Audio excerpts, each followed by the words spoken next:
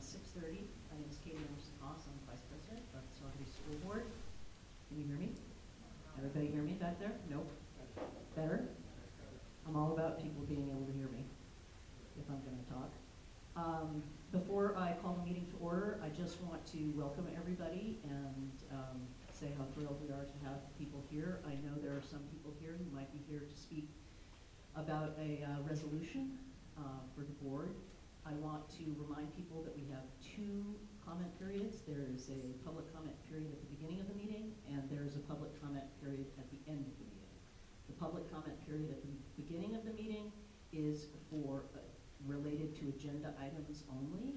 So if you review the agenda and you have something you want to ask or comment about, please do. If you have anything else you want to speak about, please save it for the last comment period. I would expect us to reach that comment period no later than 7:30, 7:45. So this is not a strategy to get people to leave or to wear you out, but it is a way to sort of to structure a conversation, because this is a public meeting, but it's the board's meeting.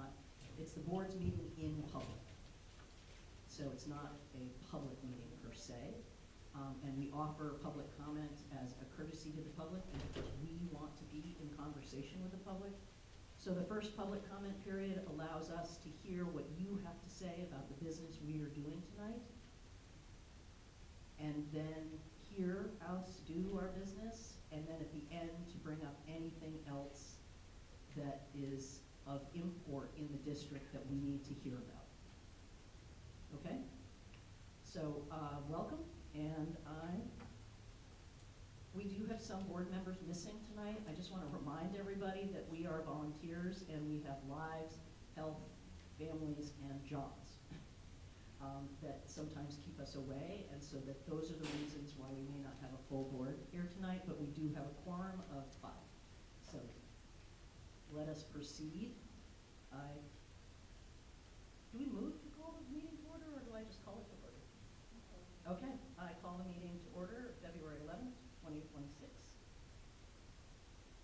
We don't move to that. I go to the next slide. Okay, the designation of the emergency exits. This is my first time in the role of sitting in the president's seat, so everybody's going to be super patient and provide me some grace.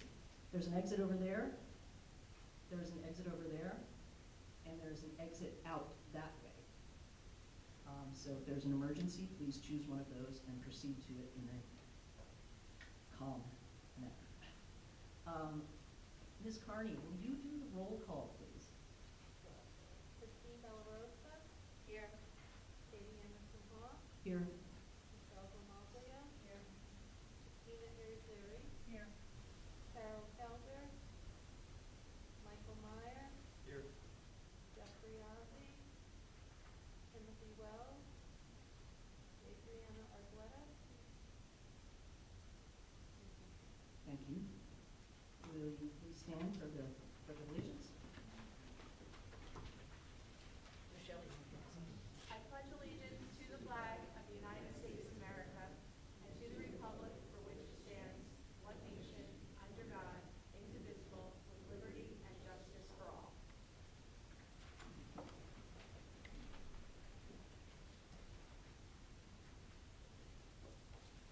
Dr. Verbeck, will you read our mission and vision, please? Sure.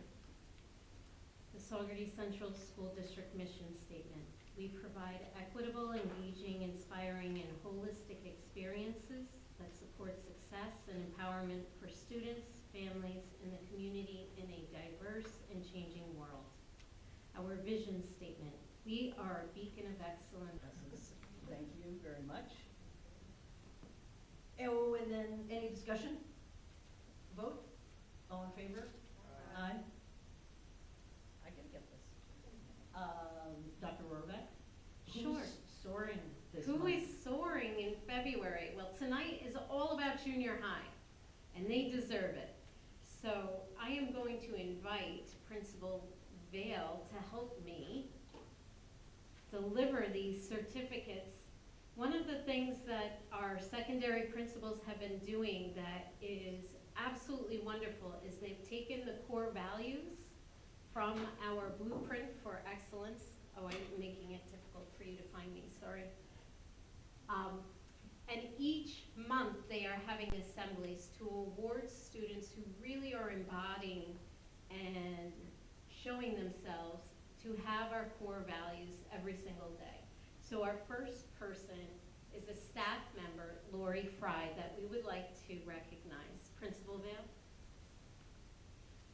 So Ms. Fry is a teaching assistant who consistently goes above and beyond to help our students feel connected to the broader community. She actively encourages and supports student participation in patriotic essay contests supported by our local veterans.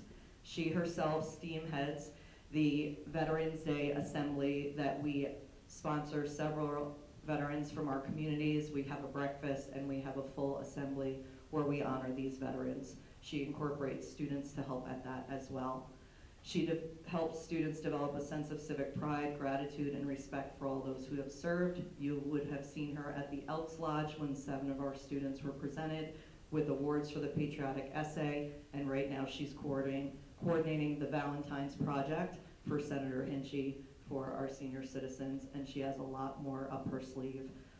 I can't go on about how she is an avid lifelong learner in my faculty meetings, and that she supports all of our mission, vision, and blueprint on a daily basis.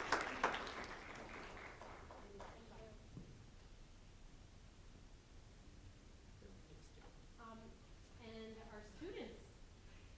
So we have the pleasure of honoring many winter stars, but these 2 stars stood out because unanimously all of their core and encore teachers recognized them for integrity, empathy, and compassion as part of the classroom. What teachers said about them is they are students who show integrity by being honest in their schoolwork, taking responsibility, and treating classmates with respect. So our first one, grade 8, is Jared Andrews.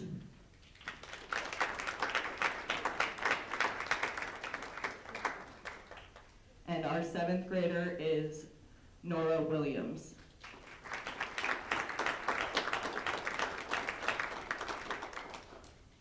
They did also prepare something to say, but they can either do it in my presentation or now.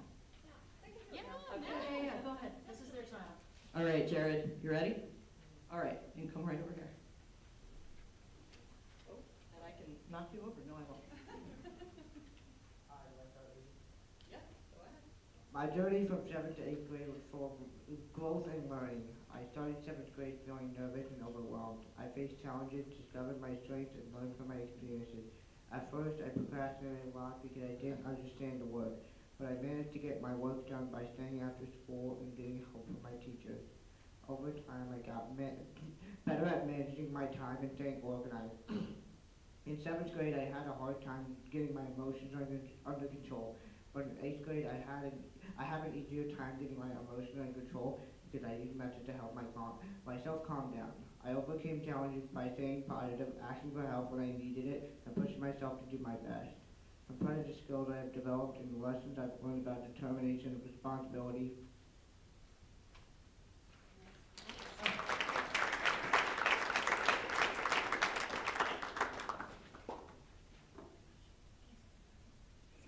Good evening. I am honored to have been nominated for this award. So far, I have loved my junior high experience, especially having more independence. Having more classes has helped me learn to manage my time better. I try to do as much work in class as I can and keep my supplies organized so that I have what I need for class each day. We have planners that are useful for keeping track of homework and duties. Our teachers don't give us constant reminders about assignments, so we have to be more responsible about completing our work on time. Getting less reminders forces us to keep track of what assignments we owe for each class. Most teachers still give a few reminders and help us if we need it. It's nice knowing that there are always people to go to if I have a question or need help. I'm also learning how to advocate for myself by communicating with my teachers. My classes have also helped me to work with others. Some of my teachers use random group generators, which give us the opportunity to work with other people that we normally wouldn't work with. I am looking forward to the rest of the year ahead. Again, I am honored to have been nominated for this award. Thank you.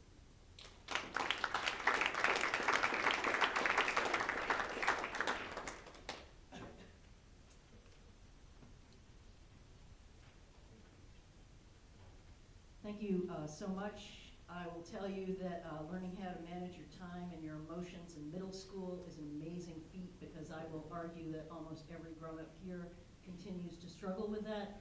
And the more we are able to learn to ask for help, or even to just have somebody sit next to us when we work, is something that doesn't necessarily go away, and good for you guys for practicing it now. Okay, we are at our first public recognition. For those people who were not here at the beginning of the meeting, our first public recognition is for all communications related to topical issues related to the agenda. I know there might be some people here to speak about a resolution. The resolution is not on our agenda this evening. If you wish to speak to that, I ask you to hold that to our second meeting.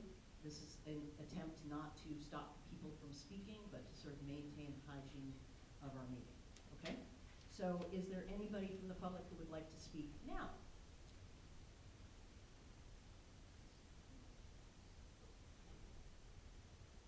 Lanny? We came a little late, and I don't quite understand all that you just said. When you talk about the resolution, are you talking about the resolution regarding the immigration issue? Yeah. So we can talk later, but. Yes, and I would anticipate that's not going to be much more than about an hour, because we don't have a huge, long agenda. Yeah, hey. We welcome everybody, right? You got to hear the business of the school. Okay, then we are going to move to our student representative report. Adrienne, Ms. Artwetton. Saugerties High School. Mock trial team competed against New Falls. Great job to all participants. Scholarship season has begun. Opportunities will be shared with seniors and families via email, Google Classroom, and Naviance. 2026 to 2027 scheduling is underway, with counselors assisting students in course selection. Thanks to the school community for cooperation with updated arrival and dismissal procedures. Congratulations to Quarter 2 Core Value Award recipients. Junior High. The incoming class of 2031 toured the building, participated in a Q&A panel with 7th and 8th graders, and met staff and support team members. The Winter Stars Breakfast will be held Thursday, February 12th, honoring 58 students for demonstrating integrity, empathy, and compassion. The musical Alice at Heart is approaching, with performance on March 6th to 8th. Junior high and 6th grade students will attend preview performances. Black History Month activities include Harlem Renaissance research projects and an optional human rights-focused magazine project in 7th grade ELA. Cahill hosted the first Olympics assembly with student country presentation. Sixth graders visited junior high for their first introduction to secondary school. Forensics students taught 3rd graders about fingerprints. New York State testing simulations were completed. Final week of PARP underway. Next PTA meeting March 4th at 4:30. Morse, successful completion of New York State CBT simulations. Week 3 of PARP encouraging family reading time. Second passion fair this week with family hours Thursday from 6 to 7 p.m. Next PTA meeting February 18th at 6 p.m. Virtual BLT meeting February 25th at 3 p.m. Riccardi completed New York State testing simulations, hosted dental and science assemblies. 6th graders visiting junior high this week. Next PTA meeting Wednesday, February 11th at 6 p.m. Thank you very much. Are you a senior? How is your senior year going? Okay. More power to you. Okay, that's the student representative report. We have junior high school updates. Ms. Vale, principal of the junior high. Welcome.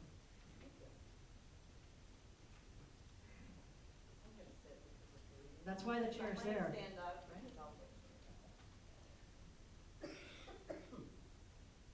Just make sure you're talking right into the mic. Mouth closed up. These are unidirectional mics. Can I just hold it? No, we can't hear it. Well, you gotta turn I gotta turn it on. Can you hear me now? Perfect. Excellent. Thank you. Is this your presentation?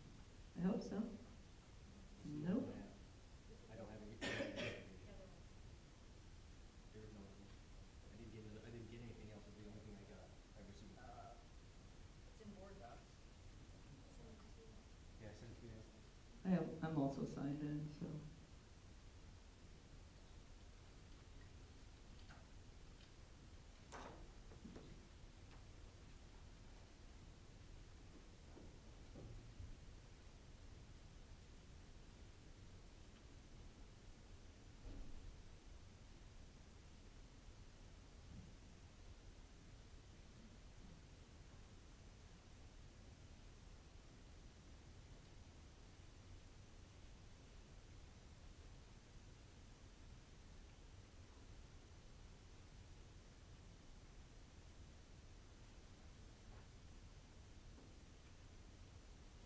Somebody said it.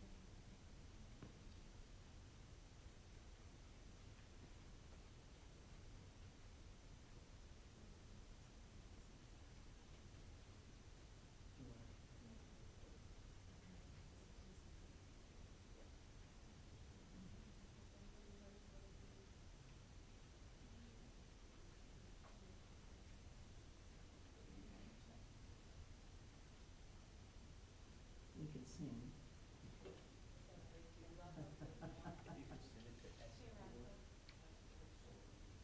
I mean, I will tell, I can talk, well, I can fill the space.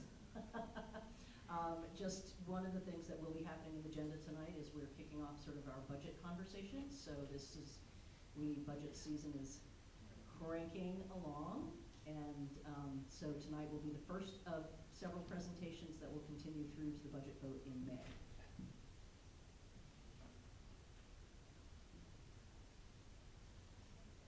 There we go.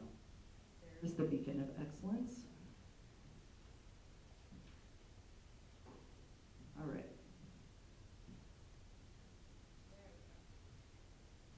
Welcome. Hello again. For those in the audience that don't know me, my name is Ginger Vale. I've been principal of the junior high school. This is my 5th year now, 4 years as the assistant principal before that, and 18 years before that as math department chair and math educator. I love Sawyer. I bleed blue. So let's get on to my awesome school.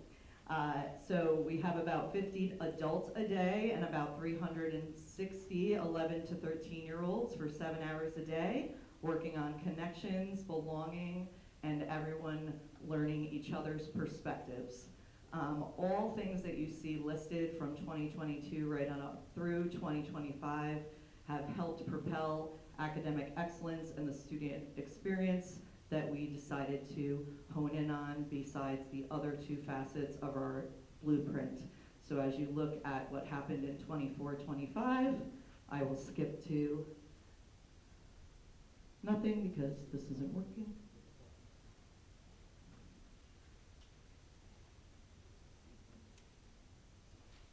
What? Well, yes, it is on. I'll just get up there. I can go Down with the it. screen. So some of the things in 2025 were diagnostic days for connections, the cell phone policy pilot, presentations of learning culmination days, and mental health partnerships.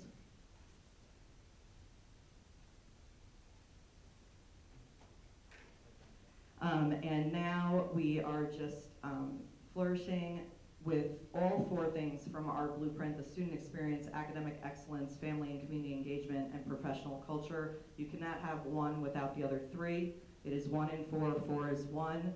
It contains 4 areas of focus that cannot exist on islands, and each ideal lends itself to support or enhance the other, and they guide our work on a daily basis. I would like to bring one more student up. We have Sophia here to talk to you. She's our Director of Operations of our student government, so I would like her to step forward. Logan Puertas, our president, could not make it today, but Sophia was going to be later in the program, but I decided that she should kick us off because students are better to listen to. Hello, my name is Sophia Martinez Sosa, and I'm in the 7th grade. I would like to share with you how the experience in the junior high is. As a student, I feel respected and supported because of the teachers and how they care and teach us what we need to know. While in the junior high, I have developed skills to succeed. Some examples are how to be independent and responsible for myself and how to be organized. and learn real-world skills. The Counseling Center has also helped me work through some social conflicts and friendship struggles that are part of coming to a new school. One way the junior high has helped me is preparing for what's coming in 8th grade. All my classes have helped me focus and meet new people. In the junior high, there are so many opportunities to do like school sports. Not many people get the chance to play because of any reasons. There are also clubs. The clubs I am in is Builders Club, Student Government, and FCCLA. In all my clubs, I learn social skills and express myself. Thank you for your time. Have a good night.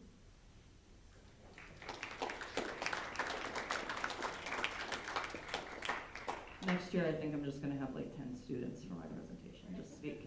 I know, you were giving me a thumbs up, Dr. Haas, I knew that. So when when you need something to read, you can see those 2 slides that I already talked about. And now, academic excellence. So we already talked about 2 of our fall stars were here. 56 more will have breakfast tomorrow along with Jared and Nora. They are truly lead learners is what I asked for the teachers to recognize. Those defined as investing and driving their classrooms and being engaging and supportive to them through integrity, empathy, and compassion. We have students that thrive, but we also have students that struggle. Recently, in a support team meeting and faculty meeting, we decided to build communication about extra help 9th period. We have seen a decrease in students that want to stay after school that 9th period for help. So we decided to create a document that's shared throughout the building where each teacher is in the document, and if they are staying after, they are marking that they are staying after school.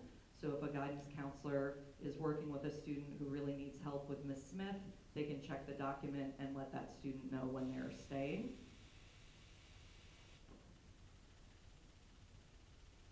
The other piece to that is also my teaching assistants. Their hours are through 3 o'clock. So they're each opening a learning lab after school to help students with work based on what team they work with. They know the assignments that are coming up. It's a little bit less chaotic than our sports academic study hall, so there will be quiet learning labs as well for all students after school. You'll notice throughout the presentation that the Sawyer SAW is on some slides because the student experience is all of these slides. It's not just one contained, so I did mark things that we have added to our Sawyer experience.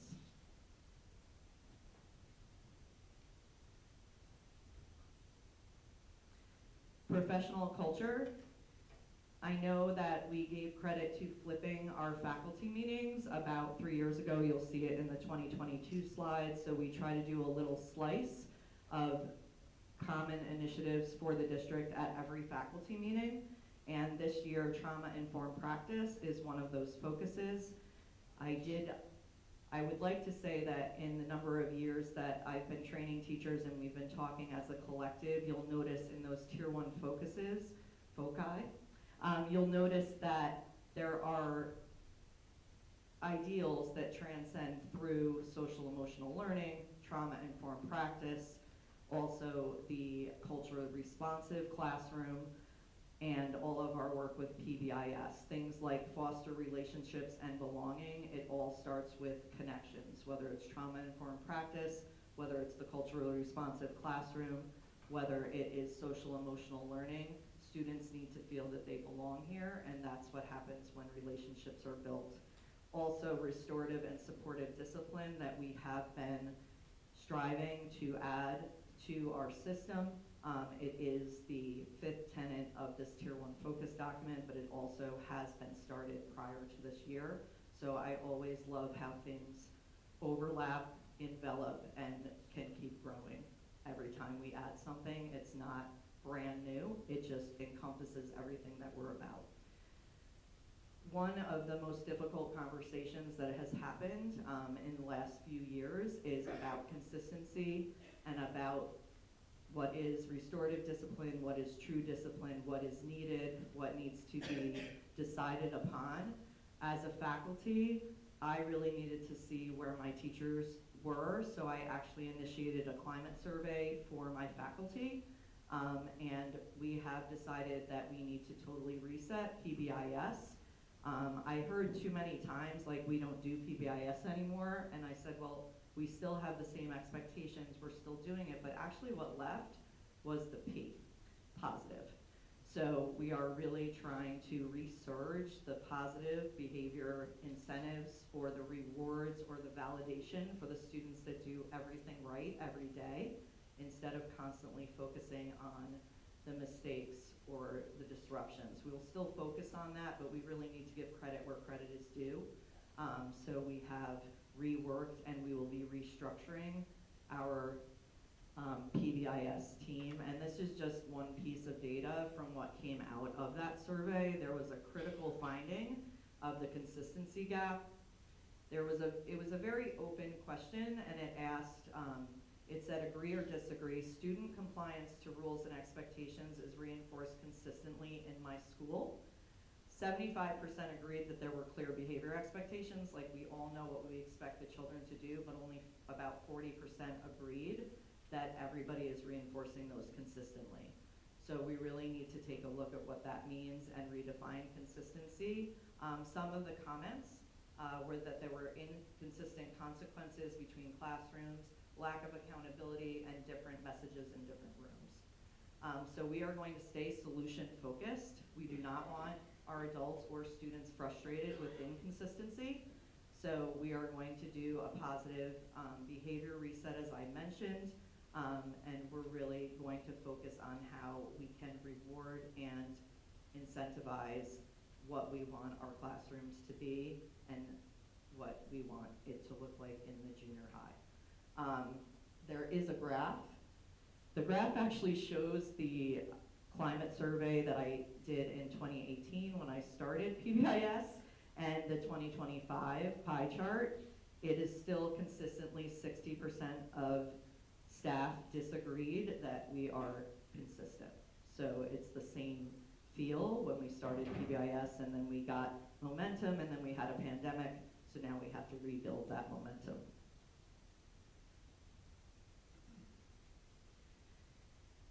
And part of the PBIS reset was a full assembly of 7th and 8th grade and really focusing on behaviors that we were seeing blips in and what we wanted to see. So that is one of the slides that came out of that. But again, as a PBIS team reforms, we're going to focus on the positive and reinforce the learning we want to see rather than keep focusing on the negative. We want to celebrate the positive. Third tenet of our blueprint is family and community engagement. Here's a list of things that we have consistently done over the last, I want to say, 7 years. It does take a village, so one of the new practices that Ms. DeFino and I have encouraged is when we feel like we want to see parents, we immediately invite them in. We don't wait for a conversation, so we've had a lot of proactive meetings with parents to ask how we can best support their families. Expectations and a collective plan to move forward. Trying to think creatively and build pride and community and connections outside these walls is always a goal of my staff. Ms. Fry, that was honored today, is always thinking about how we can incorporate the community agencies and how we can have our students show pride in our community and do little things to bring the outside in.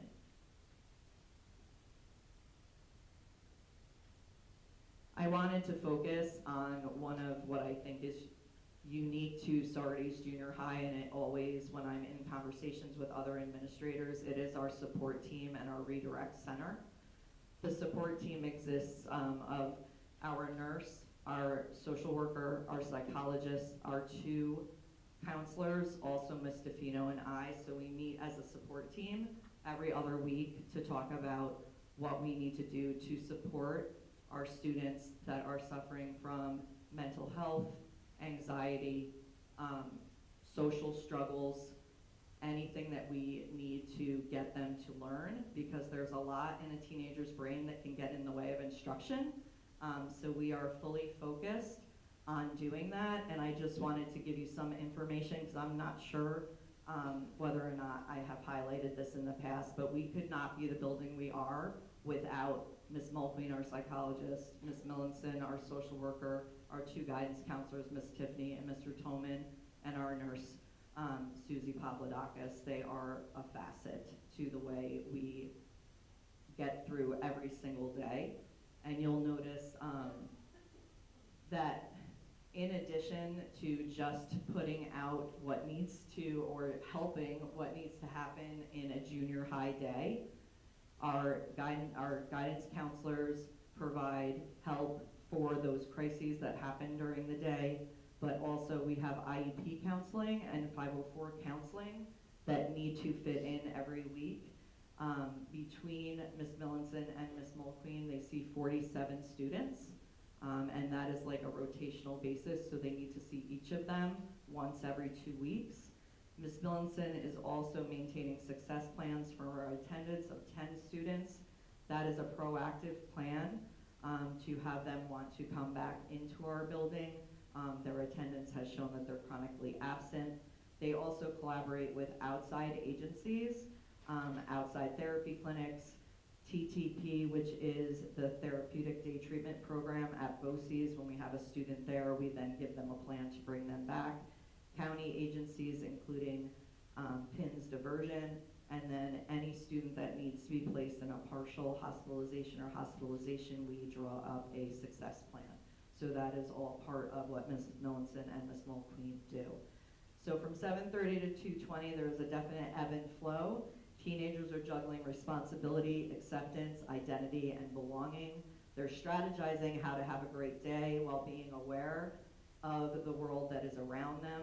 These are the pivotal, important years, and we could not get through a day without my support team. So I did want to give a shout out and highlight them. It all comes down to the Sawyer experience. There is material about LaSalle School. We've been working with them on a grant for mental health, so there are 10 children that are seen for counseling. It's a rotating basis, so that's there for later if you wanted to see it. The Sawyer student experience, these are some of the things that we do outside the school day or in the school day to build connection. Our diagnostic days had Minute to Win It challenges, they had STEM challenges, all during, they sit for their diagnostics, and then we have fun time and bingo, and the teachers really build a connection. Winterfest and Spring Fling socials, and we have so many other clubs, not just our Sawyer athletes, but we have a creative comics club for those that like to draw manga. We have crafts, our service, FCCLA, Builders Club. We have many clubs.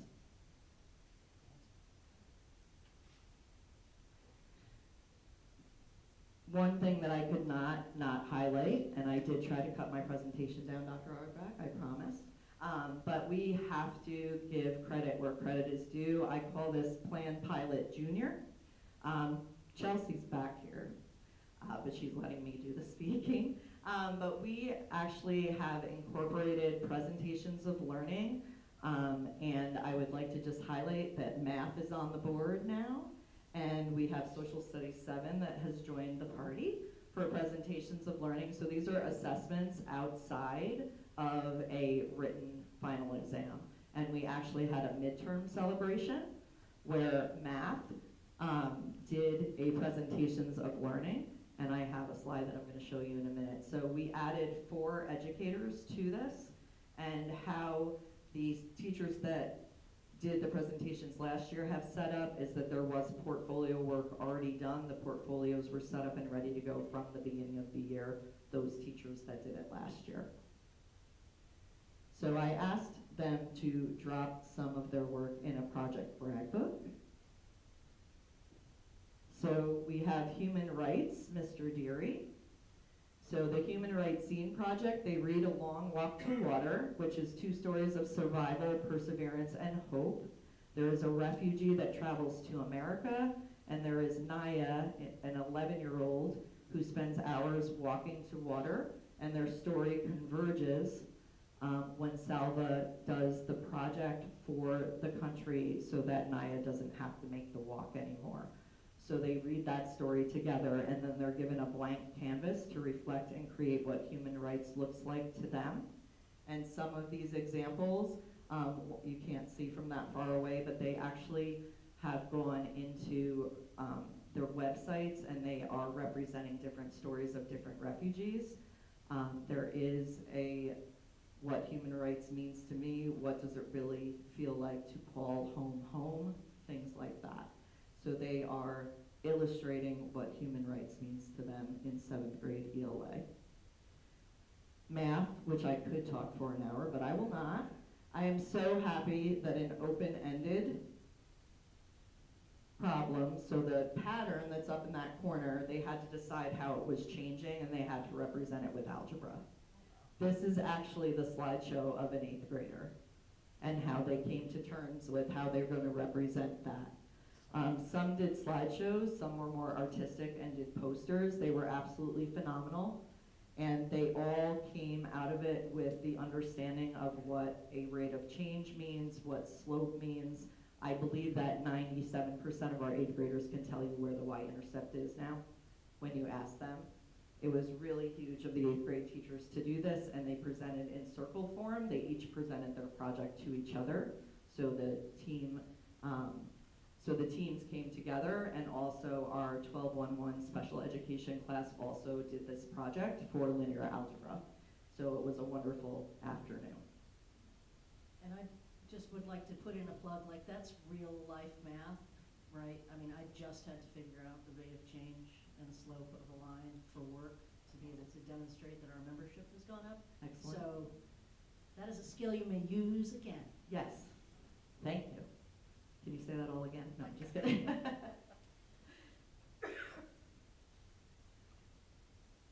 I think that I'm just really happy about math, but I'm happy about all this work. But the other thing was that it was open-ended, and they had to figure it out, and they had to communicate with math, which is what the algebra exam is now asking them to do, is write math and talk math. So they were able to do that. I'm done talking math. Civil Rights Research Project. So the English 8th grade English with Miss Squires read the book March, book 2. It is a book that highlights the Freedom Riders, the Birmingham campaign, the Lewis election as the student nonviolent coordinator, courage, leadership, struggle, and the students had to choose a character from that graphic novel, and they had to highlight what that person did for civil rights. And they also had a mini share out to practice for the presentations of learning. So 2025 was my slide last year about what I intended to do in 2026. I was very happy when I saw that we have started some of this work. My commentary is in the 2026 box, but just some highlights. I am extremely proud that we are continuing to work on the scheduling with our department chairpersons. We almost have a brand new course catalog ready to go. Mr. Cooper is helping with that, Ian Cooper. I am very happy to be collaborating and researching the opportunities for trauma-informed practice in my teaching and learning meetings. Teachers are having aha moments about how ADHD is sometimes driven by trauma and how every student deserves a little extra. It's been really great. And then I just always look forward to teachers being able to join our learning walks and professional collaboration, and we're starting to plan that as well. So it's a constant crosswalk between all of the things we have been exploring for the last few years: restorative practices, trauma-informed practices, social emotional learning, PBIS. It's a constant work, and the junior high is making it happen. So I appreciate your time tonight. Thank you. Yeah, please. Anybody have any questions? Ms. Cornelia. Thanks, Ms. Vale. Appreciate that. I'm really glad that you focused on the accountability and either whether we're going to call it discipline or accountability, because this is one thing that my public friends, social circle talks about all the time.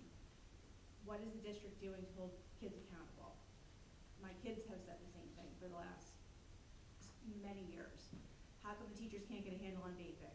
How come the rules don't make sense? How come some kids get away with this and some kids don't? And Mrs. Molyneux didn't necessarily talk about this in her presentation, but I know there's cross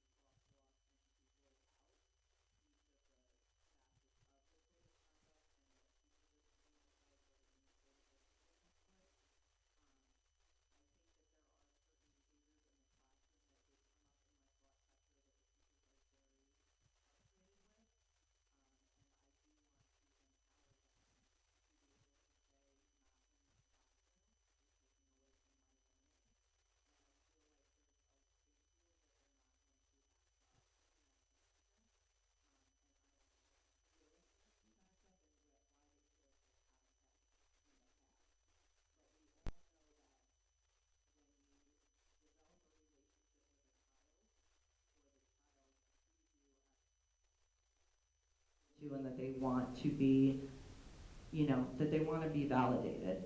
And I think that it is very, I could go on forever, but I do feel like the connections that we build in our classroom is a definite reflection of the culture of our building.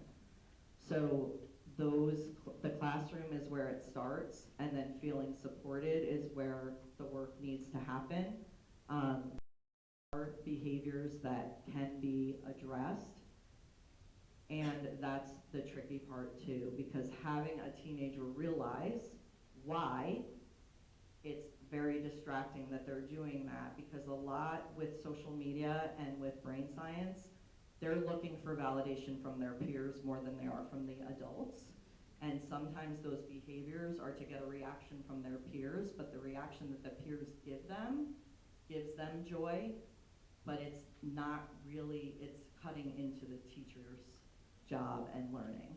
So there's a lot of teenagers that want to feel their peers think they're funny or think that they're taking over the classroom. That said, that's why the PBIS team is coming back as a collective from the building so that we can have real conversations. Because I think there's a lot of miscommunication and a lot of assumptions that aren't necessarily true of what's happening. Did I talk too much? No, that's very helpful. No, is there anybody else? Any questions?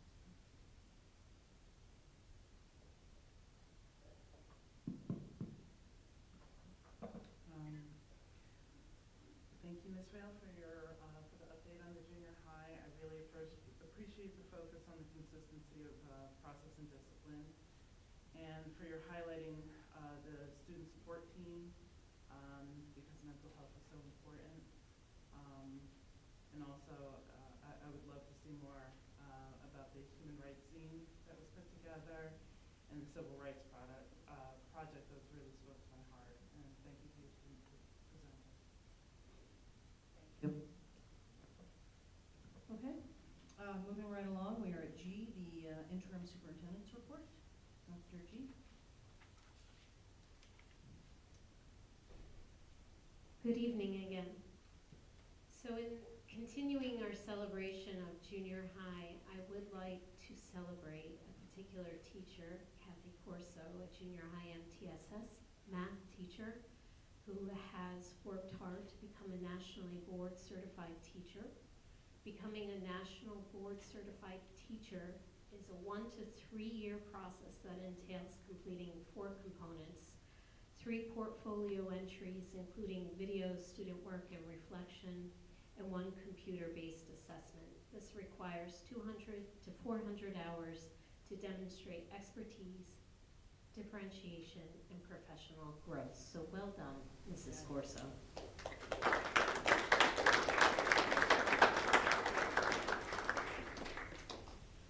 Additionally, I would like to congratulate the teachers who completed and passed the Level 1 Orton-Gillingham Associate Coursework and exam through the Rose Institute at Manhattanville University. Orton-Gillingham is a multisensory approach to teaching literacy, and it's very important here in Saugerties. It empowers our teachers to use multisensory strategies with precision. The training also dedicates time to handwriting, cursive, and dysgraphia, as well as dyslexia and the associated strengths and weaknesses of living with dyslexia. As a district, we have been working diligently to align our curriculum and pedagogy to the science of reading. It is our goal to offer this Orton-Gillingham training to various cohorts for the next 5 years so we can effectively use science-based instruction. So congratulations to the following teachers who participated in this work, and yes, they had to pass an exam as well. John Carlson, Rebecca Frick, Tracy Lodge, Laura Portes, Kelly Biesmer, Mary Butler, Brandy Foley, Kylene Leiter, Kelly Petremol, Hillary Wyachek, Shauna Bruno, and Shawnee Fromm.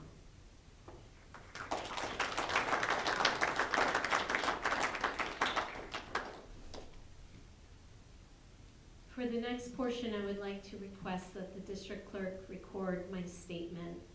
I would like to, as the interim superintendent, share a statement regarding the protection of English language learners, multilingual learners, and immigrant families in this evening's minutes. I want to begin by acknowledging the fear and uncertainty that many immigrant and multilingual families are experiencing right now.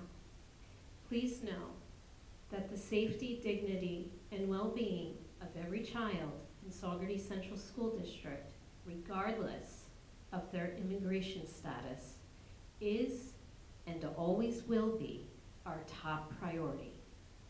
I also want to be really clear and reassuring. Our schools are safe spaces for children.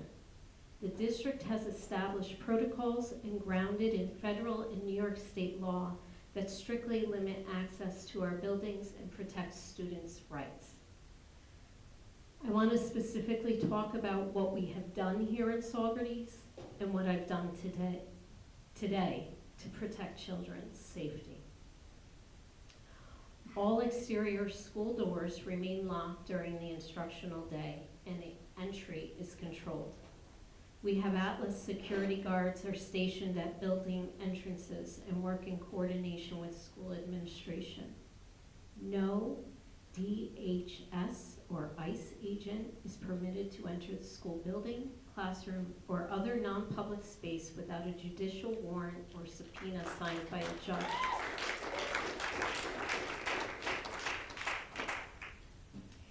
Administrative or civil documents, including ICE detainers or administrative warrants, do not authorize access to school property or students. Any such request must be immediately referred to me, the interim superintendent, and to district legal counsel. School-based staff are not permitted to grant access independently. ICE or DHS agents are not permitted in classrooms or student spaces absent of a judicial order. Students will not be interviewed, questioned, or removed from school without proper legal documentation and my notification. Staff have been instructed not to inquire about or disclose the immigration status of students or families. So this week, this is no different than last year. This week, or it may have been last week, in administrative council, we have a monthly meeting with every single administrator or managerial role in the district, and I reminded them of these protocols. And I reminded them to articulate them to their staff and to our Atlas security guards. But quite honestly, that's not enough. I need to work in close partnership with our local law enforcement and Atlas security guard to ensure we're all on the same page. So today, I worked with local law enforcement that came to Saugerties.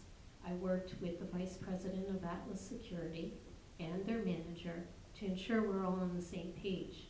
And we are, because the law is very clear about protecting students' rights. So we do recognize that for some of our students, watching what's happening around our country is scary. And it evokes a lot of fear. So I want to remind parents that we want to support you, we want to protect your children, and we want to keep them safe.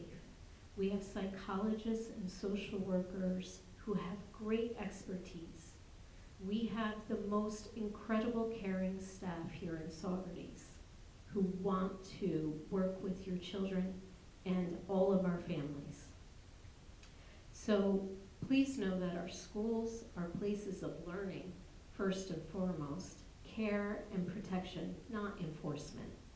We stand with our students and families, and we will continue to act within the law to ensure that every child feels safe, welcomed, and supported each day they walk through our doors. So thank you again for entrusting us with your child. And I am so happy to see you all here tonight. And my door is always open. If you have any questions or concerns, please call me. I will make time for you. I will talk with you. And please know that I am always available for you. So in conclusion, I would remind everybody to take care of our students, take care of yourself, and take care of one another.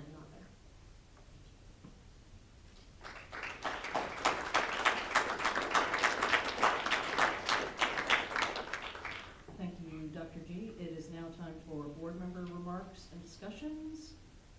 I will start over on my left. Mike, Claire?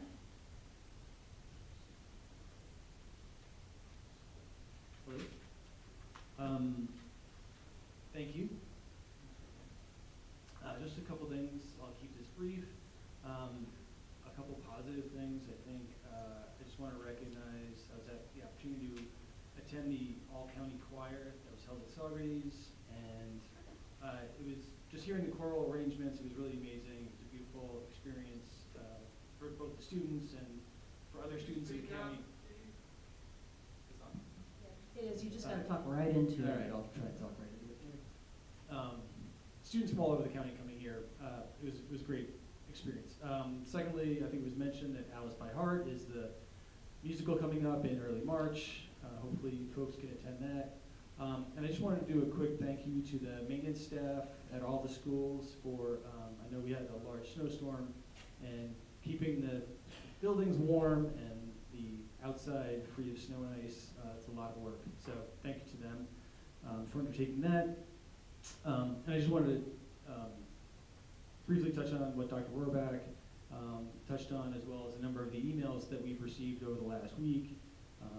Just wanted to convey, at least from my point of view, that the board does have a similar goal of keeping especially our most vulnerable students safe. We might have differences of opinion of how to do that, how best to do that, but I think that is ultimately the goal of the board and the school.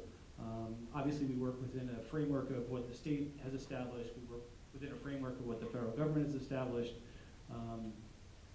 as we work towards achieving that goal. But obviously, we are trying to work to ensure that the policies comply with that framework, but also, protecting the students, which is really our priority. So, thank you.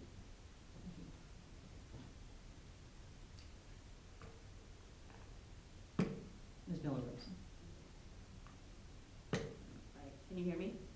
So, first of all, I want to thank Nora and Jared for their, congratulate them on their awards, and just everything that you actually said resonated with me very much, because I do have an 8th grader myself, and the time management and trying to be learning independently and all of that. Congratulations for being recognized for your efforts in that area. I did also want to acknowledge all of the emails and thank the community members who have sent us emails over the past week concerning a resolution about student safety. I want to thank Dr. Rohrbach for explicitly saying and letting us know what the district, and you know what the district is doing every day to keep the students safe, because that is one of our best priorities. And I guess from my point of view, I am concerned with what I'm seeing in society. But also as a board member, I also know that our role can be somewhat limiting in what we can do. And policymaking is one of those responsibilities. So, one of the things that we can do is make sure we're looking at our policies to make sure that they're meeting what the community members and what the laws require us to do to keep people safe, or students safe, I should say, and what information can be shared about students and things of that nature. So I think, we can look at our policies in addition to everything else that we're doing. And I know a resolution is not on a table tonight, but if there was one to come in the future, I would like to support it.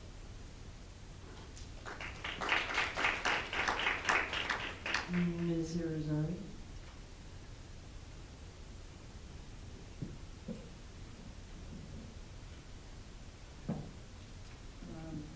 I want to say congratulations to the SOAR awardees, Ms. Frey, and students Nora and Jared. And many thanks to our student representative for the report on updates on the happenings at all the schools. Thank you, Dr. Rohrbach, for your clear, thoughtful, empathetic, and statement on the protection of students. most importantly recorded in the minutes of this meeting.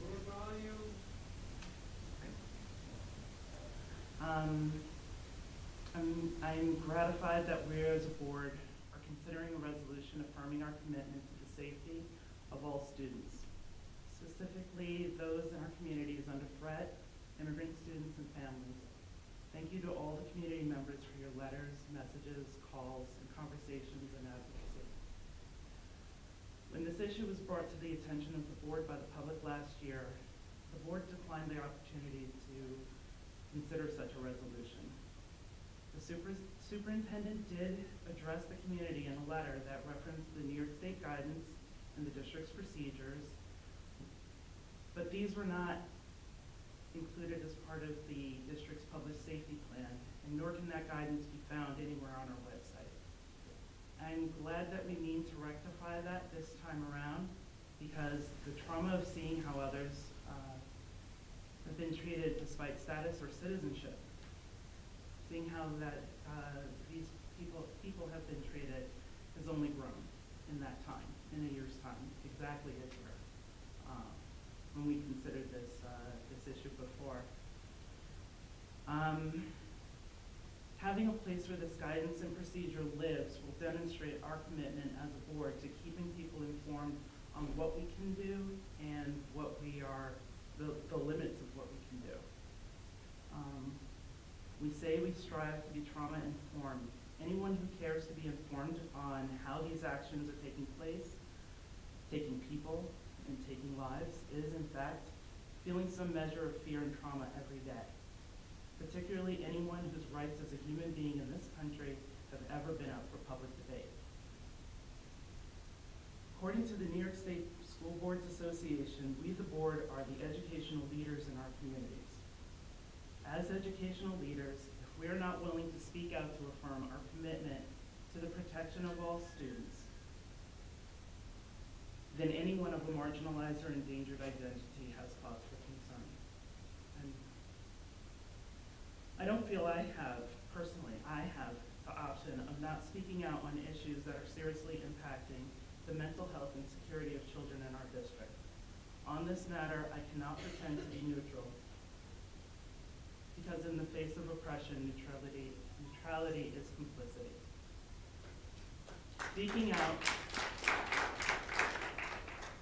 Speaking out comes with risk, so does staying silent.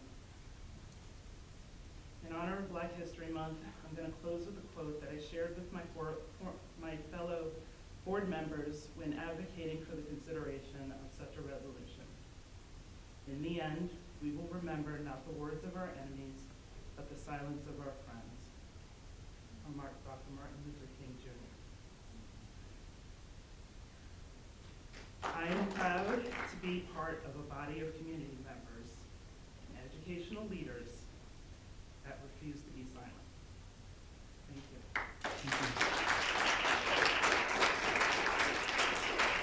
Mr. Wells?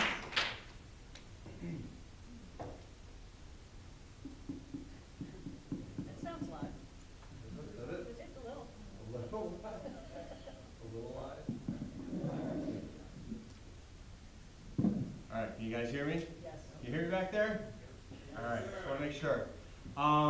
I apologize first and foremost for being late today. I had some stuff that I had to do with my kids, so I apologize for being late. So I missed some of the stuff early on. I'm a little disappointed because it sounded like it was a pretty good presentation, and a couple students got to present, which is unfortunately I missed that. They're amazing. I can only imagine, but unfortunately I missed that. Dr. Rohrbach, I think she kind of covered all the bases, and I appreciate that, and I appreciate the statement to the community, so they understand where we, as a district and as a board, stand. We value our students, and we are going to protect them with every ounce that we possibly have. Whatever their background is, we are here to make sure that they're going to be safe in this school, and that they're going to receive an education, and hopefully they're going to excel throughout life beyond that. And I think everybody on the board stands behind that, from what I understand. I appreciate everybody's emails that sent us. It's amazing to see all these people here today. Normally we'd have maybe 10 people, so it's great to see you all and how passionate you guys are about this. And keep the emails coming if you have concerns. If you have questions, Dr. G obviously said she's available for phone calls or emails. I'm sure she'll respond as promptly as she possibly can. But we are here to make sure that our students are safe. That's the key for us. And we're not going to allow someone to kind of bully us and into something that we don't necessarily need to do. We're going to stand our ground until we absolutely have to give in. I think it's a court order or something along those lines. But I appreciate all you guys here today, and that's all I got. Thank you. Thank you. Ms. Vermillion?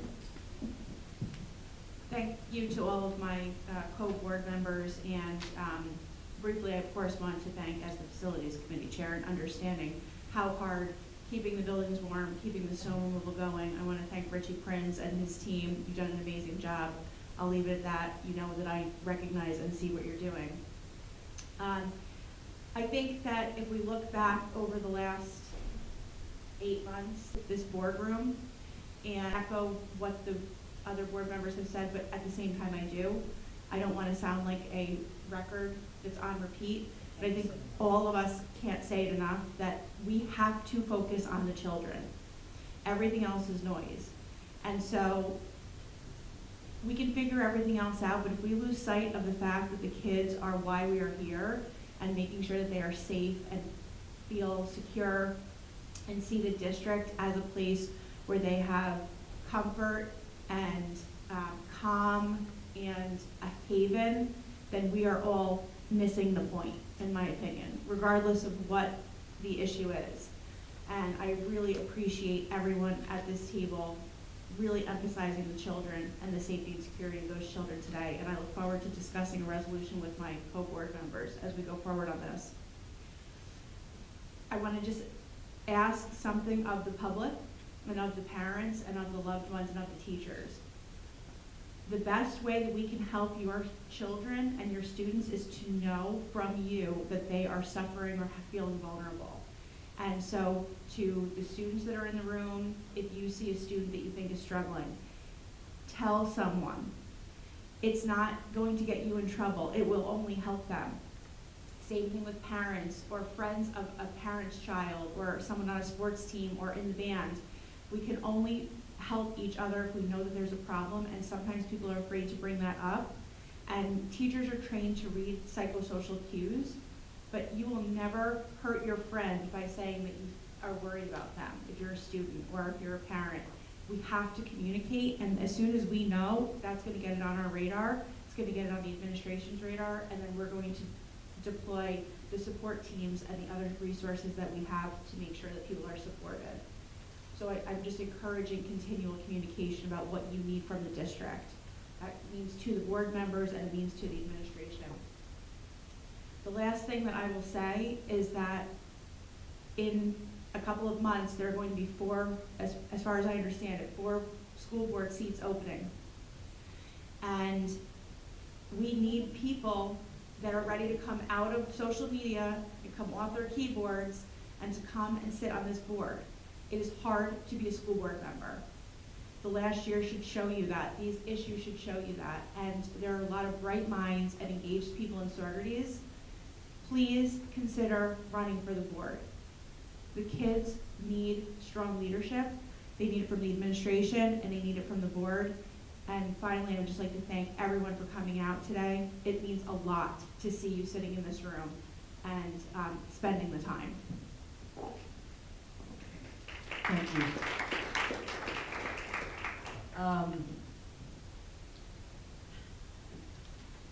I spent a lot of time this weekend sort of agonizing over not being able to just immediately reassure everyone that we would do whatever we had to do to make people feel safe and sound.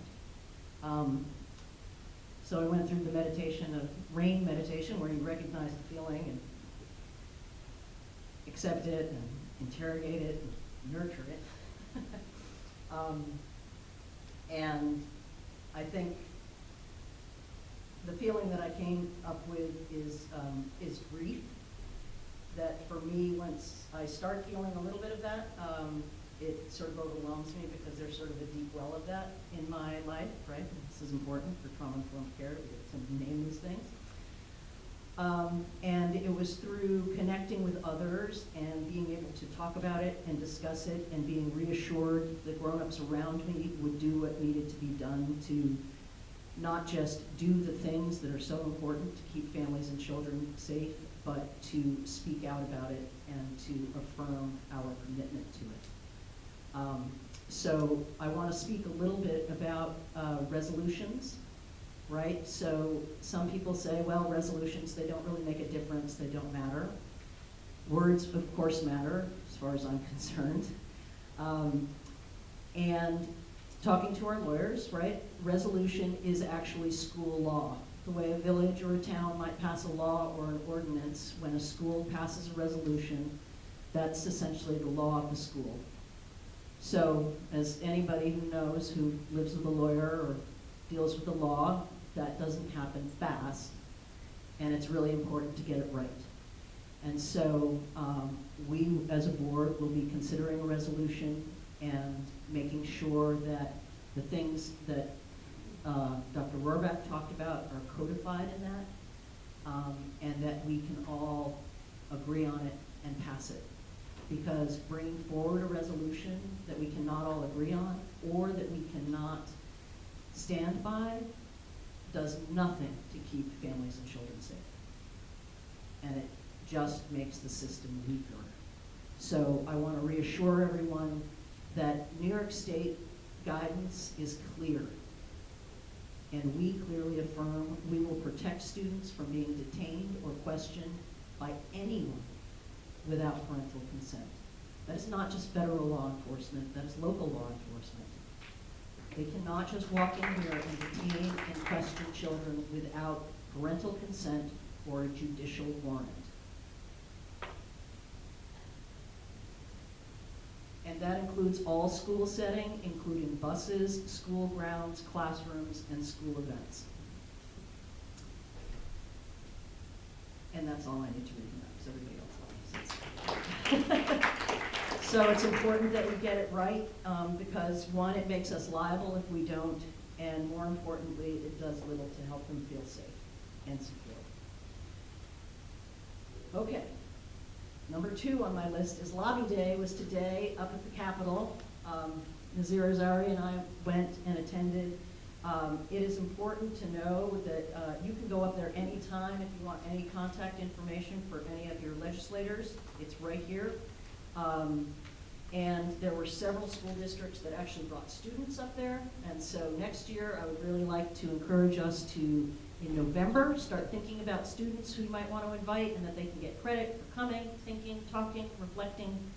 And the 2 big topics are, and this is a great segue into the budget, are electric vehicles. There's a mandate for electric vehicles, which I know you guys are going to talk about.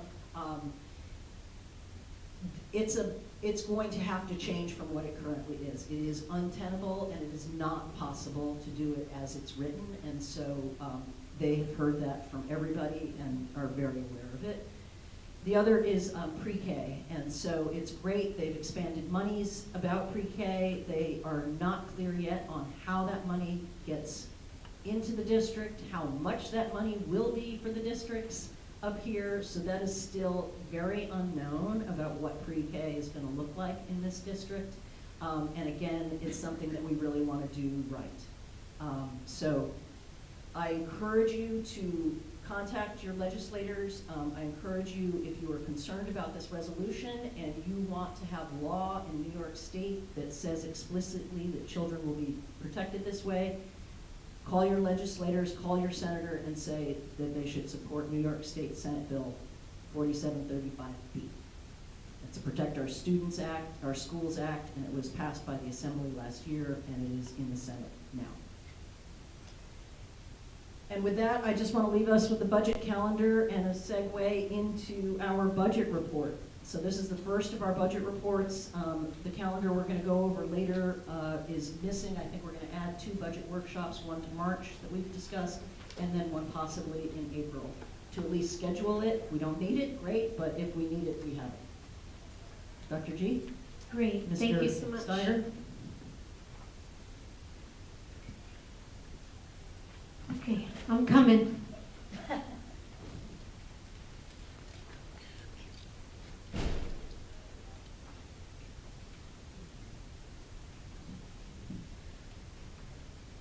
So while we're getting set up here,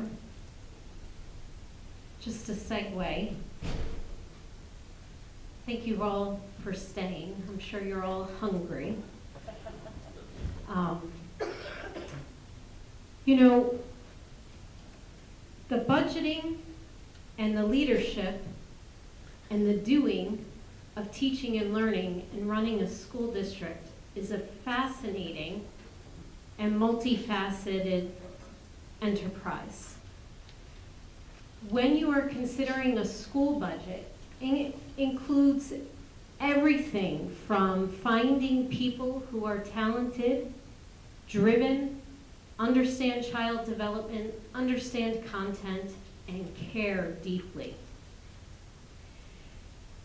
And they need to fit within our mission and our vision of Saugerties becoming a beacon of excellence. So that requires humans, because we're in the industry of growing humans and growing human minds and hearts, and we need the right people to do that. So their salaries are the majority of our budget.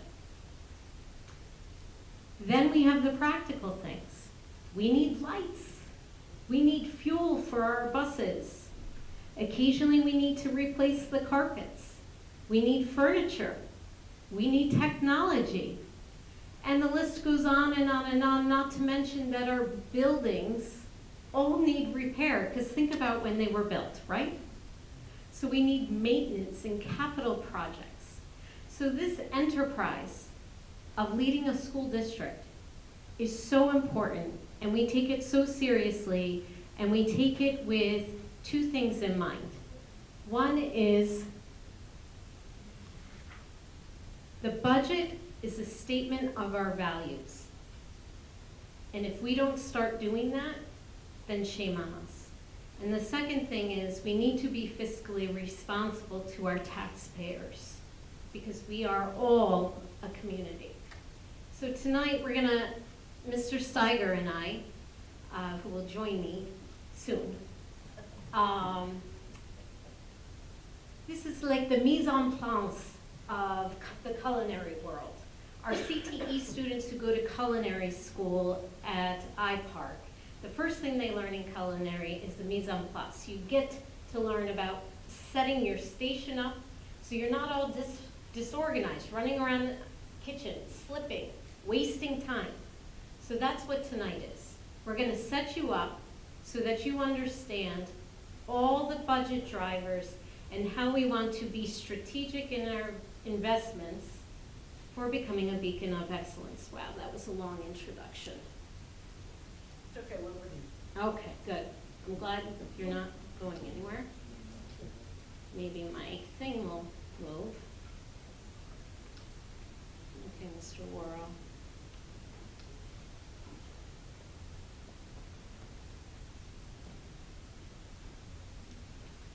And click it one more time. Where am I clicking? See when it works. Okay. All right, so for tonight, thank you so much, Mr. Worrell. So for tonight, what drives our budget? In this particular year, Mr. Steiger and I, our admin, we would invite you, the community, and the Board of Education, this is your responsibility to decide if you're gonna adopt this eventually, is we want to align our budget to the blueprint for excellence, otherwise there's no point in it. And then we have SED mandates, and then Governor Hochul's budget proposal always drives our budget. So then Mr. Steiger will talk about the budget process and then give some updates on our capital projects, which is separate, and the public always votes on that. And then how can we strategically invest our funds? So as we are strategically investing our funds, I would ask us to consider, what are we going to start doing what are we gonna stop doing, and what are we gonna continue to do? So what we need to start doing is planning for our future.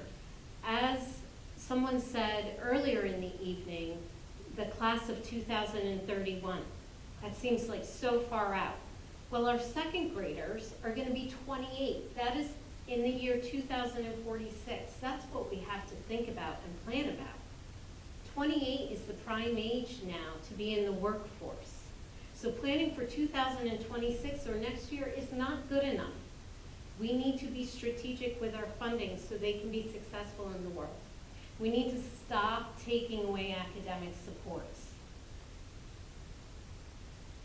And that will be a theme. Every time I come up, there's nothing left to strip.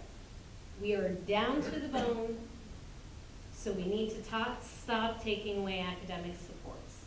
We need to continue student-driven programming. Everything that Principal Vale spoke of tonight represents student-driven programming, and even those student presentations of learning are so important because it's moving away from the old-fashioned learning of memorization to students having agency and responsibility for their learning.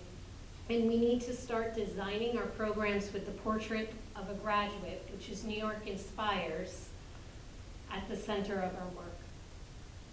So our budget will be aligned to our Blueprint for Excellence, which is our strategic plan that the district leadership team collaborated and wrote together.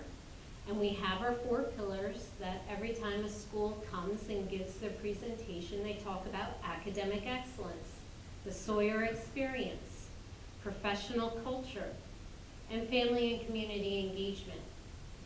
And we need to take those 4 pillars and ensure that we are aligning it with SED's New York State Inspires Portrait of a Graduate. We've done a lot of good work in the district leadership team of looking at what the portrait of a graduate is at the SED level, and then we've Sawyerized it. So what do we want our Saugerties graduate to leave with? Because having some rote memorization is not going to prepare our students for 2046. It's not. In this day and age, they need to be flexible, a global citizen, culturally competent, social emotional competence, effective communicator, critical thinker, innovative problem solver, and literate across all the content areas. So what does this mean? So New York State is moving from 3 diplomas to 1 diploma. And we are creating more pathways to graduation and using New York State's Portrait of a Graduate as criteria for graduation. So in other words, we are redefining and putting more emphasis on proficiency rather than completion of a time-based units of study. And you know, a prime example of this is the fact that Saugerties is a planned pilot school, one of 23 in New York State. So we are working very hard at this and committed to this work.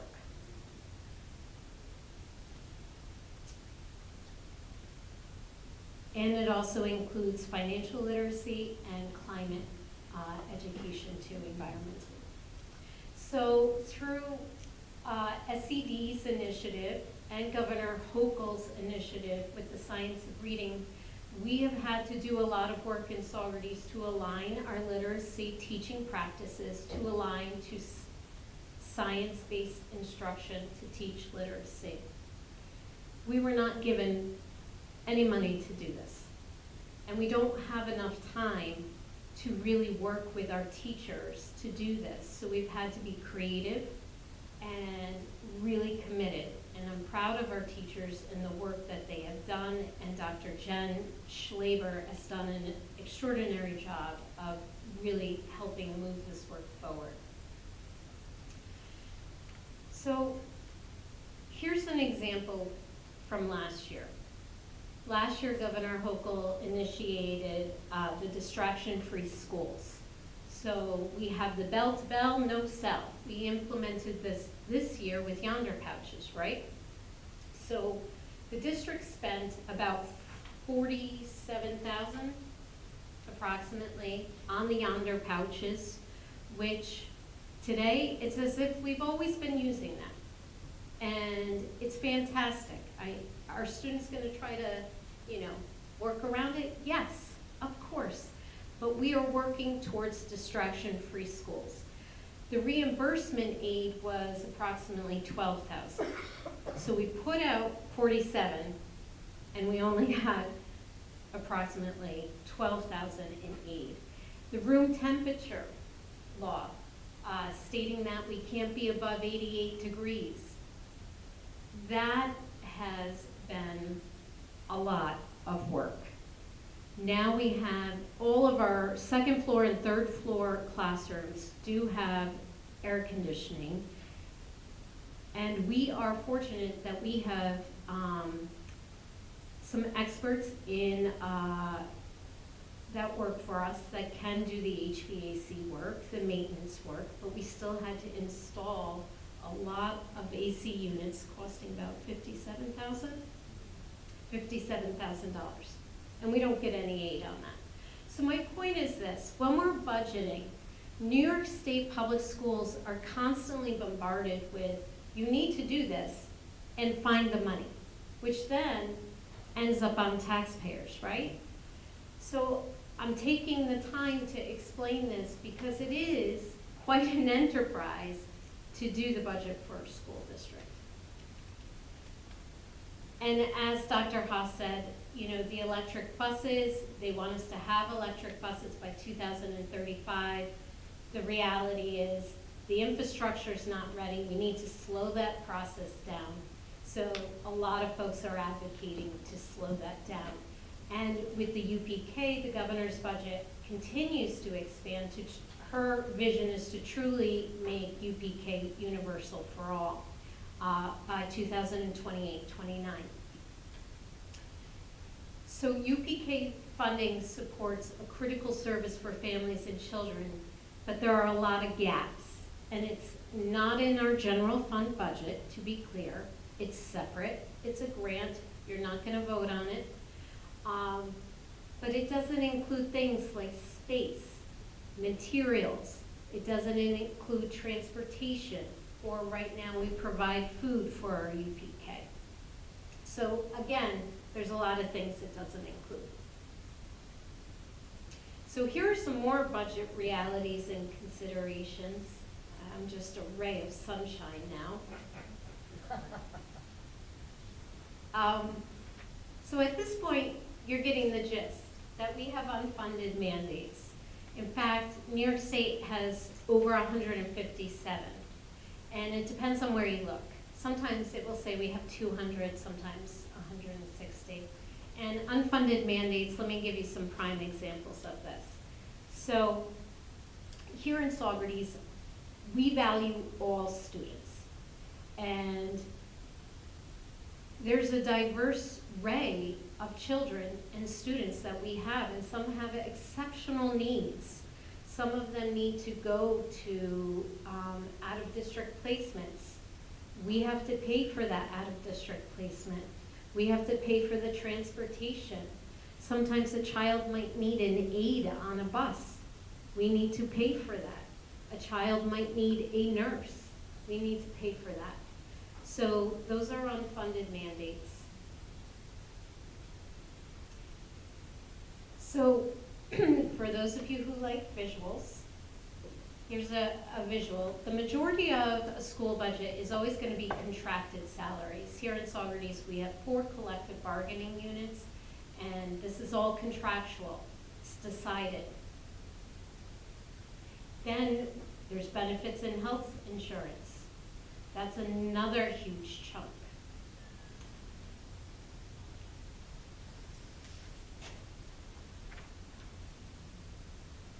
And then we have transportation. Transportation last year was about $11 million in our budget.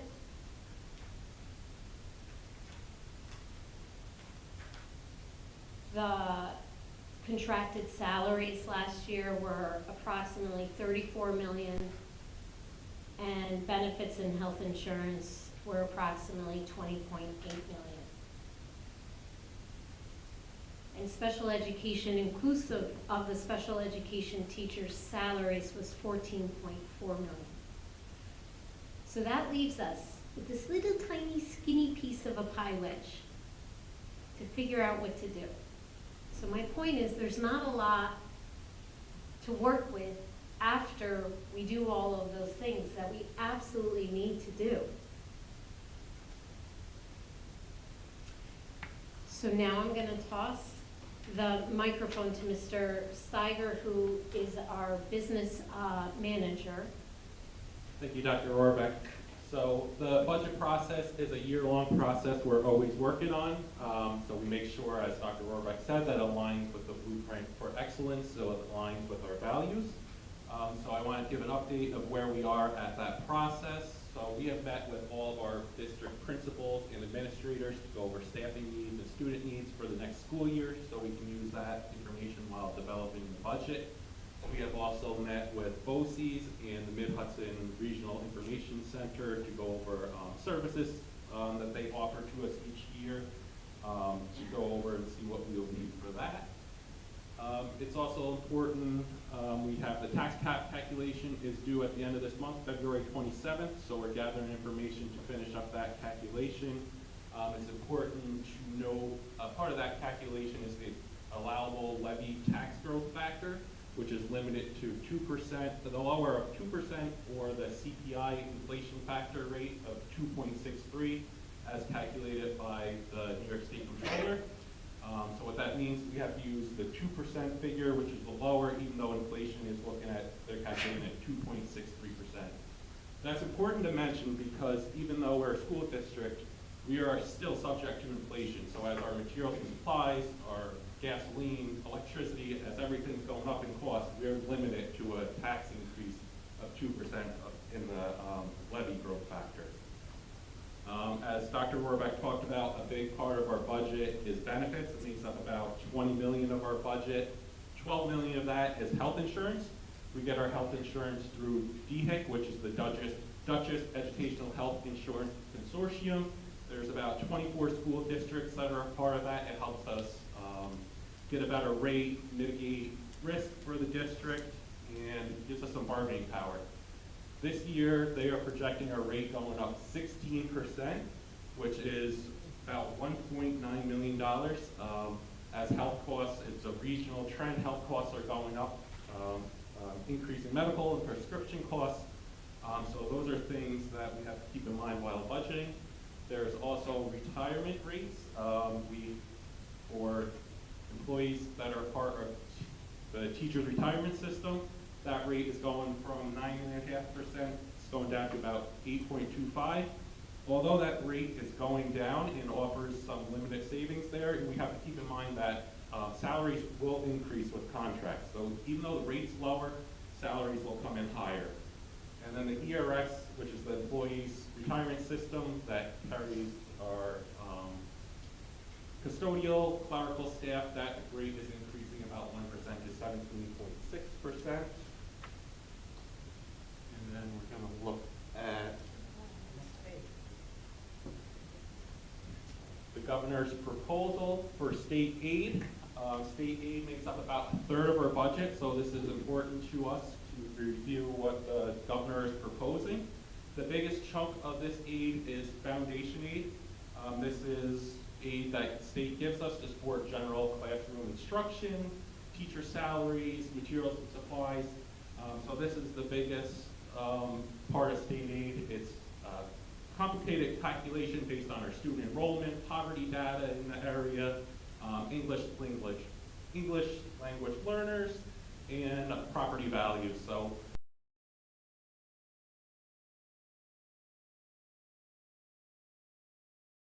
it's about 18 million, which is only a 1% increase, which is the minimum due in the governor's proposal.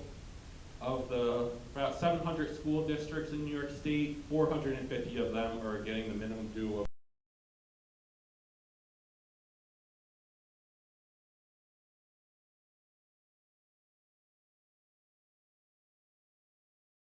building aid, software, library, textbooks, hardware. Those are expense-based aids based on what we spent in 24, 25.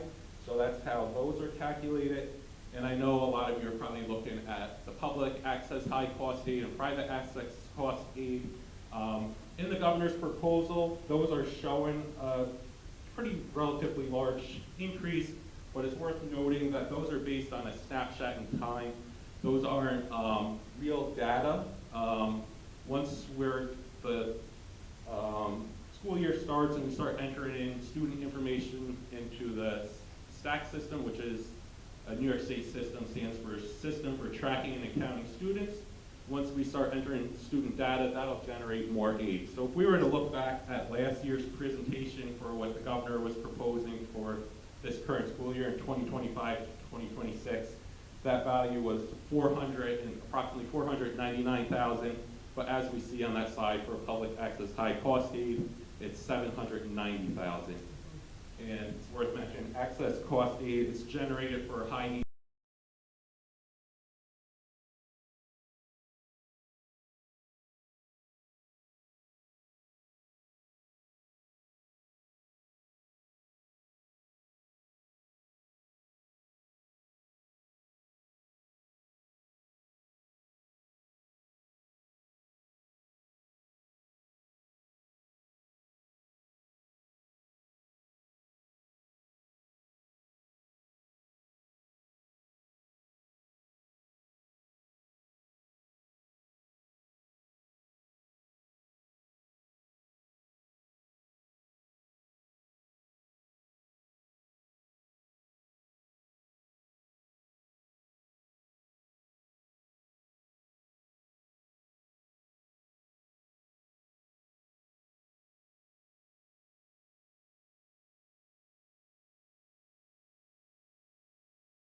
figure.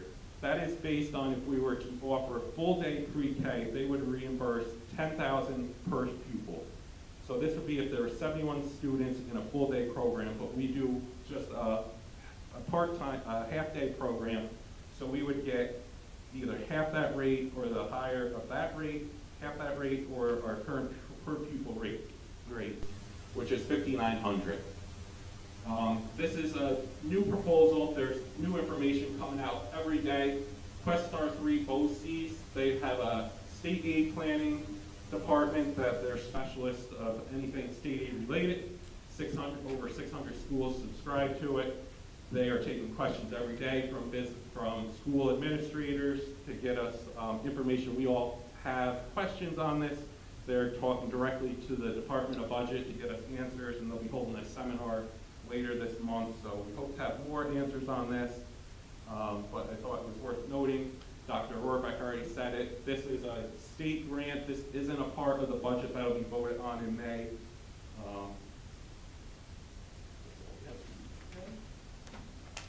Next, we're just going to touch on our capital projects and where we're at with some of the ones that we have going on. As we wrap up our $22 million project. That was the first capital project we did here since about 20 years. That was only 2007, I believe it was.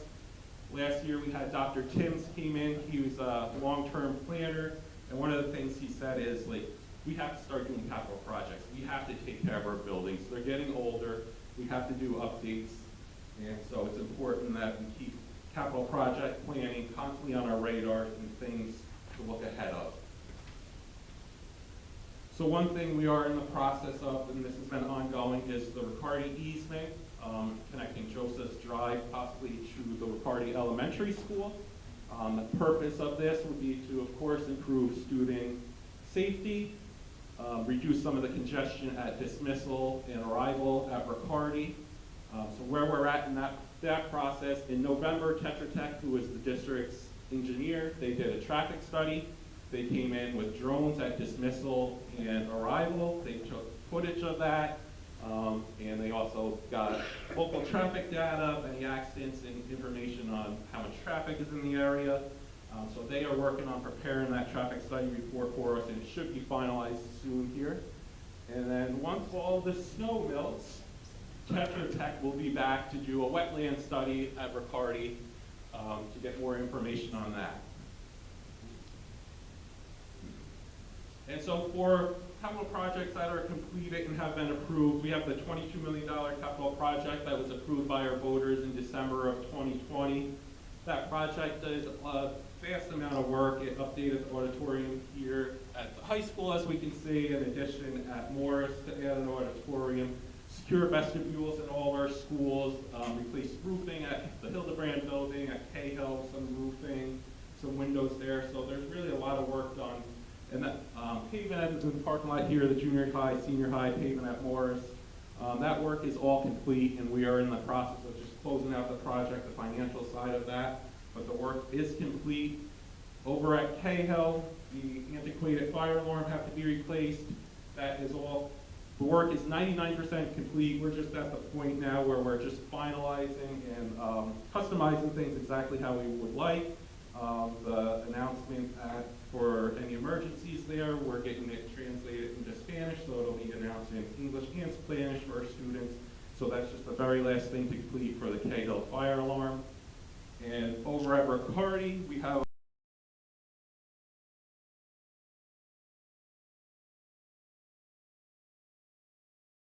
exit, and we are just waiting on the hardware to finish up that project.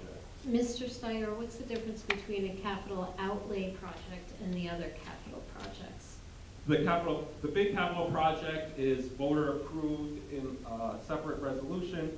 Capital outlay is a part of our the $100,000 project that we can include in our general fund budget each year. It's limited to just $100,000, so it really limits the amount of work we can do. But with that, we can do a $100,000 project. Once we expense that $100,000, the state will reimburse us in full, the full building aid rate, which is about 66% in the following year. So we get 66% back in aid in the year after that project's finished. And we can do one a year up to $100,000 for a capital outlay.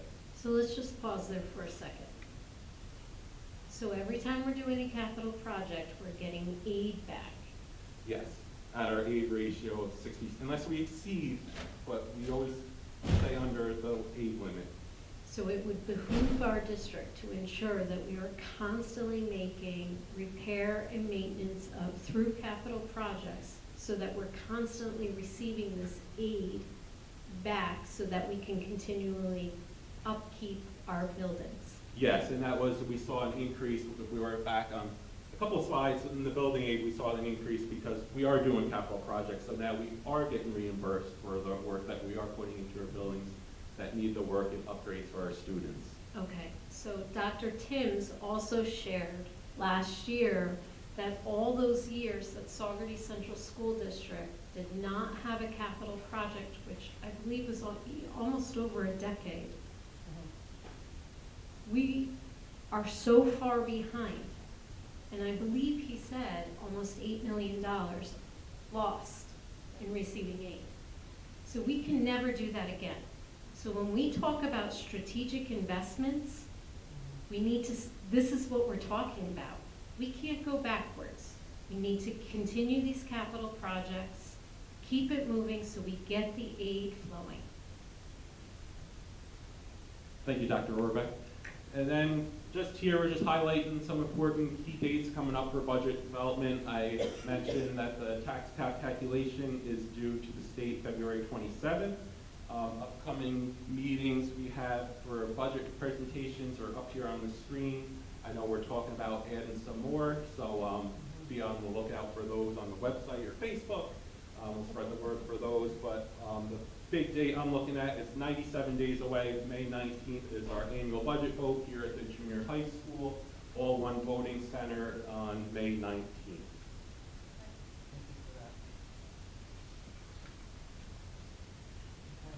Okay, so thank you so much, and just as a healthy reminder, we have our district leadership meeting on March 18th, and the next district-wide safety meeting, which many of you have been asking me, will be on March 25th. Thank you so much. Considerations, comments, or questions for Mr. Steiger or I? From the board? Good start. It's a great start. Thank you. Thank you. So much. That's, I don't feel this is live, but it's loud. It's not. Is it on now? Dot, dot, dot, dot. la, la. There we are. Okay. Thank you, everybody, for your patience as we move through this. We've had a lot to talk about. I know I said that we would be ready for the second comment period by 7:30 or 8. We're not, but that's okay. We now have personnel, instructional and non-instructional. And so that includes resignations. We have 2 resignations. We have 5 appointments, spring coaching recommendations, substitute recommendations, and volunteers. So can I have a motion to approve J, 1A, and B to J, 2A through H? Ms. Grimalia made a motion. Second. Ms. Irizarry. All in favor? Any discussion? All in favor? Aye. Aye. Thank you, Ms. Carney, for the Post-its. And now we have K, which are business office recommendations. This includes the treasurer's report, revenue and appropriations status report, extra classroom statements of cash receipts and disbursement report, internal claims audit, non-resident tuition rates, and non-resident tuition rates estimated and final, parental transportation contract. Again, that's sort of related to what Dr. Rohrbach said about we have an obligation to make sure kids get to where they need to get for their education, and we need to pay for that. And the way to make that happen is, in this instance, is through parental transportation and educational data services. So that is K 1 through 8. Can I have a motion? Ms. Bellarosa? Mike Meyer? Second. Any discussion? All in favor? Okay, and now we come to board action items. Those include the CSE and CPSE, that's the Committee on Special Ed and the Committee on Preschool Special Ed recommendations, 504 recommendations, Louis Calabro, it's a contract to serve, do you want to tell us a little bit about that? Independent Educational Evaluation, thank you. New positions, full-time one-to-one aide, full-time teaching assistant at Cahill, and the CESA memorandum for the open house back to school night. A new club. There's a dance club in the high school now, and that's very exciting, and I want to say I'm thrilled that they were inspired by the second graders. And then the CSEA memorandum of agreement and special ed student contract. So that is our items L 1 through 8. Can I have a motion? Mr. Wells, second. Ms. Villarosa.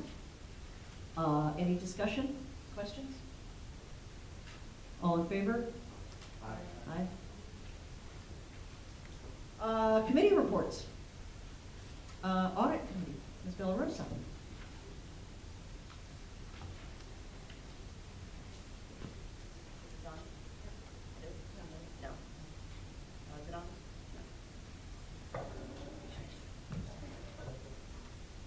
Sometimes we're just not patient. Is it working? Yes, you can hear me? Okay, great. So I'm the chair of the audit committee, and we held a meeting on Wednesday, January 28th. The meeting was held with our new internal auditing firm. We have both external auditors and an internal auditor. And Nugent and Hauser has started with us this year. And the role of an internal auditor is they perform the annual risk assessment and then a focus audit based on what they find during the overall risk assessment. So the overall risk assessment is really kind of a mile-wide, inch-deep overview of the district, mostly from a business and financial perspective. And since they're new to us as a school district, they do many school districts themselves, but this is their first year working with Saugerties. They interviewed a lot of the business departments, district management, and did kind of talk to them about what their job is and how they do it, and walk through their procedures, walk through some sample testing as they went through it all. And at the end of the day, they provide an overall risk of the various areas within the district, and they will rate them high, medium, or low. I think there's 4 areas that they indicated are always going to be high risk for every district, just because it's the nature of what goes through that activity. And then the others would be assessed at high, medium, or low. So based on the results of their risk assessment, they identified I think it was a total of 19 business-related areas that they looked at, and they had 8 that were high risk, 4 of which were deemed inherently high, which is, would be high no matter what the conditions. The first was assessing the financial condition. That was deemed high because, as we've talked about, there's been some turnover within our business office over the last year or two, and also our external audits have been a little late the last 2 years in a row. So they've deemed that as something high risk, but don't anticipate that would continue if we are able to tighten up some of our external reporting. Cash receipts and revenue reporting is always going to be inherently high. Accounts payable and cash disbursements are typically high, and the district has had turnover in the AP area this year, so they've deemed that to be a high risk area. Payroll and personnel is always going to be inherently high, as we talked about with the budget. That the biggest slice of the pie is contracts and teacher salaries, so that's always going to be a high risk area. Facilities and maintenance, we had a new position of I think a maintenance director this year, and so just having that new position and how all that's going to work, they've deemed that to be a high area. Fixed assets and inventory is also inherently high. We have a lot of desks, a lot of everything, technology.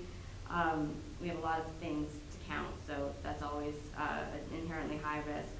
Cafeteria and food service is high due to the complexity of having cash, multiple buildings, multiple food servicing areas, and then extra classroom activities, which is also deemed inherently high because of you're dealing with students and money, and that's always going to be a learning experience for everyone. So after all of that and discussing what they're deeming to be high risk within our district, they will choose an area of those high areas to do what they call a focus audit, which is a deeper dive into that specific area. And this year we have chosen to do payroll and personnel, and they will. I think it's probably in process right now. They were going to come in after doing some initial selections with Mike for some information, and the things that they're going to do in their deep dive is to look at new hires and active personnel files, how the quarterly reports are run, any 403B, which is kind of the 401k plans of school districts, how that deferred compensation is calculated, review all the salary codes, payroll change reports, review COBRA and retiree health insurance, compensated balances like vacation and sick time, direct deposits, wage garnishments, timesheets. So you can see that it's a pretty detailed review of that area. So we look forward to the work that they're going to do and the results that they're going to have out of it. So that's the audit. Thank you. Thank you so much, Christine. And thank you again. I thank you before I'm just going to do it again for being on the board and for really the diligence that you have about an area that I am just super weak in. And so it's great. Thank you. Facilities. Ms. Guamoni. Yes, facilities meeting for this month was canceled, postponed, partially because of the snow yesterday and some issues last week, technology issues, but also because we're waiting for these reports from Tetra Tech. And as soon as we get the traffic study in from Riccardi, and the facilities committee is going to be focusing on the Riccardi easement issue, the upcoming capital project that we're going to be needing to plan for, and bringing in a construction manager for that. And then also, I do want to hold space for transportation, because transportation is our largest cost after personnel, and there's a lot to it. So more to come at the March meeting. Excellent. And policy, that is me. We also canceled our meeting this month because of travel and weather, and we'll be meeting again in March. We have contracted to have a policy review of our entire manual, which hasn't happened since we sort of assembled the manual in its current form in 2013, and it's really recommended that that happen every 3 to 5 years, especially if there have been leadership changes. So where are we with that? We sent the cross contracts to them. It's in motion. Okay, so that's going to be happening with Erie One BOCES. And we will be meeting again on the first Tuesday in February and invite everybody to come. We did meet other board members today at the lobby day, and I told them that, oh no, we have like 15, 20 people at our policy meetings, and they could not believe it. So with that, we come to our second public recognition. So I know it took a little time, but here we are. I appreciate everybody's waiting. So I will invite you to come up. You can stand, you can sit. If there is a student in the house, I would like to give the student the freedom to go first, simply because we like them to get rest. And yes, and you have to sign in. And it's on the table. And so if you could just say your name, where you live, and actually if we could just do a quick hands of people who want to speak tonight. Okay, so we have a 3-minute limit. So there are 6 people here, right? That's 18 minutes. That's about 20 minutes. We have 20 minutes. We have 10 minutes on the agenda, but we'll give 20. So Michelle over here is going to be our timekeeper, because 3 minutes can be endless and 3 minutes can also go really fast. So when you have about 30 seconds left, she's just going to do this with her hands. Okay, and we're not going to gavel anybody out. So we're just going to ask you to sort of wrap it up so that everybody here can speak, because it really matters to us that you're here. And thank you. So name and...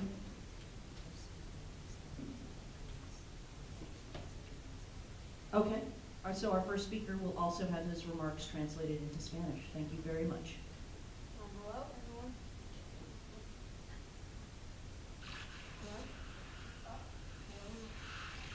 Can you help him, Mike? Hello? There you go. So name and address and just carry on. My name's Record Armanine. I'm in the 7th grade. My address is Old Route 32251. Good evening. My name is Record Armanine, and I'm a 7th grade student at the Saugerties Junior High School. I'm standing here tonight because I want to use my privilege and protect my classmates, friends, and community. I'm here to ask you to please adopt this resolution and declare our district a safe zone for all students and families. Some students are worried that when they go to school, their parents might not be there when they come home. This just happened to my friend in Kingston while he was at school. I can't even begin to imagine what that feels like. School's already hard, but now he and others have to live in fear while still trying to learn and get through the school day. Saugerties schools are supposed to be the one place where we feel safe, welcome, and able to focus on learning. This can't be true if students are worried about immigration officers coming onto school grounds, near buses, or into classrooms. All students have the constitutional right to a public education, no matter their immigration status. And as a school district, it is your responsibility to make sure that right is protected. This resolution does important things. It would clearly state that non-local law enforcement, including ICE, cannot come onto school property without following strict protocols. It would protect student privacy. It would make sure staff are trained. It would make sure families know their rights, and it would show students that this district stands with them. Even if you were already following the protocol, I'm asking you to put out an official public statement. It tells our families, you are safe, we see you, we support you. ICE activity has been happening in our country for a while already. There is no time to waste. Please act now for this resolution. Declare our district a safe zone and set up Know Your Rights workshops and clear protocols. Please show every student in this district that their safety, their education, and their future truly matter to you. Everyone belongs here. Thank you.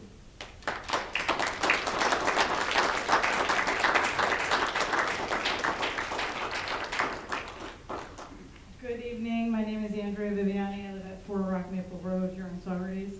I am here this evening to translate Riker's statement into Spanish. I'd be remiss first to not acknowledge that I would not have this skill if it were not for the education I received within these walls, in the classrooms of two amazing teachers, Angela Houlihan and Laura Aponte. Buenas noches. Mi nombre es Riker Darmanin y estoy en séptimo grado en la escuela secundaria de Saugerties. Estoy aquí esta noche porque quiero usar mi privilegio para proteger a mis compañeros de clase, a mis amigos y a mi comunidad. Estoy aquí para pedirles que por favor adopten esta resolución y declaren a nuestro distrito como una zona segura para todos los estudiantes y las familias. Algunos estudiantes están preocupados de que cuando van a la escuela, sus padres podrían no estar allí cuando regresan a casa. Esto acaba de sucederle a mi amigo en Kingston mientras él estaba en la escuela. Ni siquiera puedo comenzar a imaginar cómo se siente eso. La escuela ya es difícil, pero ahora él y otros tienen que vivir con miedo mientras siguen tratando de aprender y de atravesar el día escolar. Supone que las escuelas de Saugerties sean el único lugar donde nos sintamos seguros, bienvenidos y capaces de concentrarnos en el aprendizaje. Esto no puede ser cierto si los estudiantes están preocupados por la posibilidad de que agentes de inmigración ingresen a los terrenos escolares, se acercan a los autobuses o entren en las aulas. Todos los estudiantes tienen el derecho constitucional a una educación pública sin importar su estatus migratorio. Y como distrito escolar es su responsabilidad asegurarse de que ese derecho esté protegido. Esta resolución hace cosas importantes. Establecería claramente que las fuerzas del orden no sean locales, no pueden ingresar a la propiedad escolar sin seguir protocolos estrictos.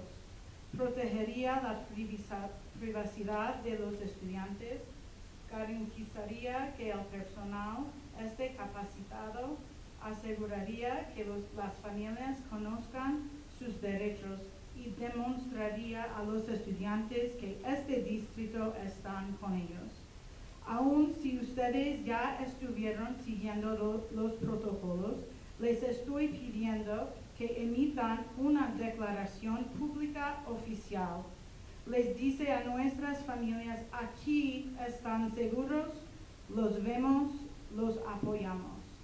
La actividad ha estado ocurriendo en nuestro condado desde hace algún tiempo, así que no hay tiempo que perder. Por favor, actúen ahora.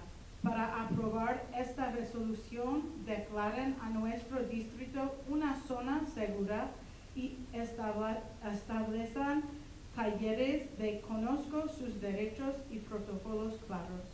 Por favor, muestren a cada estudiante en este distrito de que seguridad su educación y su futuro realmente les importan. Todos pertenecen aquí. Gracias. Gracias.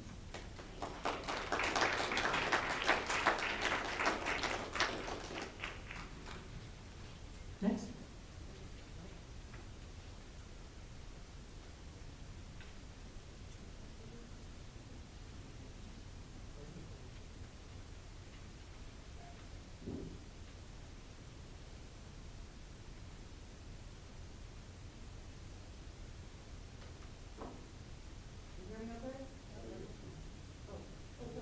Go right ahead. Can you hear me okay now? Yep. All right. My name is Erica Pivko. I live at Trees Terrace in Cahill Parent. I grew up in an extremely segregated school district in New York State. As property owners, we intentionally chose to raise a family in Saugerties, in large part due to the diversity here in the village. My daughter has grown up in a multilingual community filled with incredible families who have enriched our lives. My family has been embraced by families from around the world. Unfortunately, those same families that I have grown up with since the first time my daughter walked through the doors at Cahill could now become targets of this current administration. Around the country, children have been indiscriminately and aggressively detained, the vast majority for civil misdemeanors like overstaying a visa, sent to makeshift tent camps set up in warehouses. Adequate medical care and hygiene access are not being provided. Moldy and buggy food, dirty water, and unsanitary conditions have been reported in multiple facilities. Children do not get time outdoors. The severe trauma of these experiences will cause generational harm. All students in the United States have a constitutionally protected right to obtain a public education, regardless of legal status. Children in these camps are not being given access to a real education. At Dilley Detention Center in Texas, there's 1 hour of mixed level instruction, often just worksheets, conducted on a first come, first served basis. Kids line up every day to try to get into that.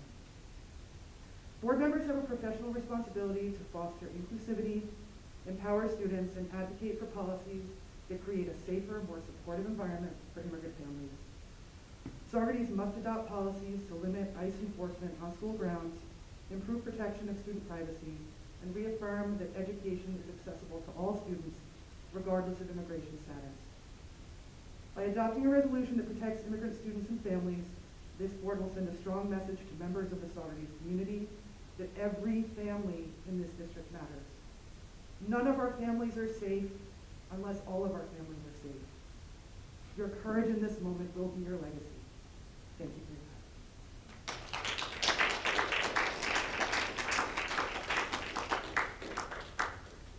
My name, can you hear me? No. Sorry. I'm not sure if this stops working. Can you hear me now? Hello? They're trying to tell us it's time to go. My name is Dr. Christine Dinsmore. I'm a retired psychologist who worked with children and adults who experience post-traumatic stress disorder, PTSD. I've come here tonight in support of the school board passing the resolution to protect all children and their families at school activities, including classrooms, on buses, at school events, and on school grounds. Trauma is contagious. We have all witnessed families documented with green cards or asylum cases, undocumented who have lived and contributed peacefully for decades, and citizens who are black and brown being grabbed by ICE and Border Patrol. While the image of 5-year-old Liam being ushered into a van by ICE sears in my brain, he is one of many children who have been traumatized by our federal government. Yet it's not only those children and families who are affected. Countless people, especially children, have been traumatized as they witness what's happening and worry if it can happen to them and their families. For people who may not be sympathetic to the plight of immigrants here, of which I am not one of them, and are focused only on their children, families, town, state, or country, I want to emphasize that protecting our most vulnerable is protecting their children too. I urge the school board to take a public stand and reaffirm that all children will be protected in Saugerties School District by passing this resolution It's the least a caring adult can do. Publicly reassure our students that they will be safe with us. Thank you. Can you just sign in on this? Go ahead. Honey.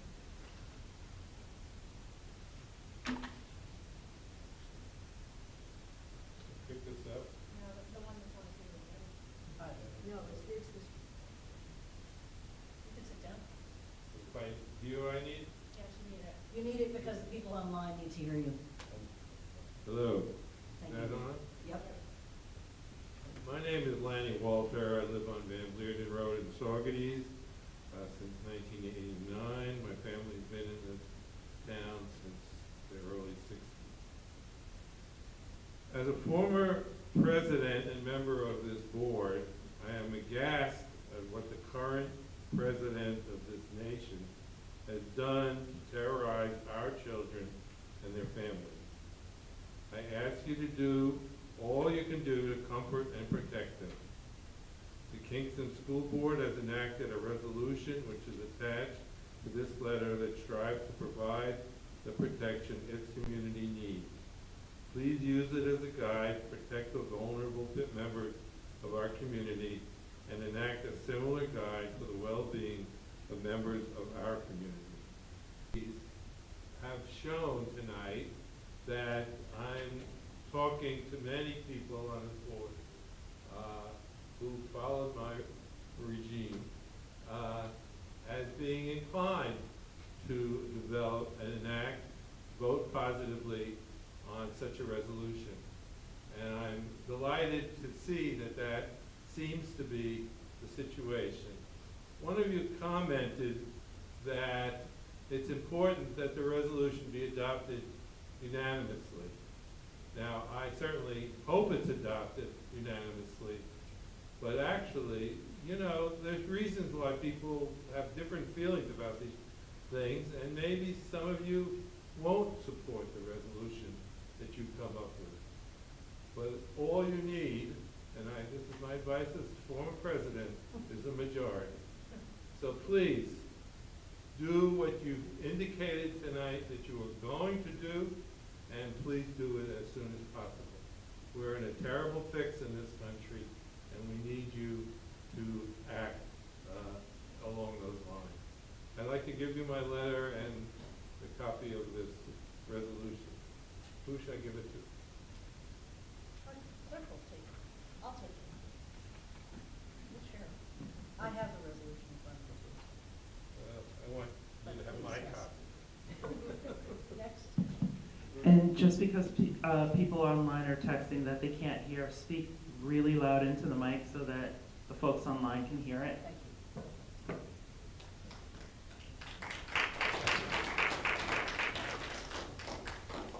Thank you. Is this on? Yep. Is this on? Yeah, you just have to talk right into it. Okay, well, I'm here for the tax exemption for the fire district, and I don't know if this is the time to do it, but I wanted to come here, and I came to you before November 14th, 2023 for a tax exemption for all town fire districts. It was passed, and we are grateful and thankful for this. I'm here today because it is the opinion of the Association of Fire District Lawyers of the state of New York that the exemption must be requested every year due to a law change. I have enclosed an article from the association, your previous resolution, and an active firefighters list from the Glasgow Fire District signed by Chief Mayon. I will instruct other fire departments to update their list and forward to you. I have everything here. Tried to make it as easy as I could. Thank you so much. The way they read it, the way the lawyers are reading it from the fire district, they want us to come every year. I appreciate it. Thank you. Yeah, we'll take that. I see what happens as president. You get all the paper. Thank you so much. Anybody else? And please just make sure you've signed in on the sheet if you've spoken, please. It's really important that our minutes reflect. Great, excellent.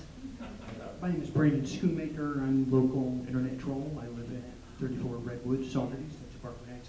I actually came here to ask some questions about the budget, but while I was here and learned this, I would like to say that as a white guy who benefits from birthright citizenship that I never asked for, I'm here in support of the resolution. I'm looking at all of you directly in the hopes that you keep the promises that you've made here today. You all seem like honorable, upstanding people. But I would also remind everyone that there are people in this community that do not agree with the things that were said here.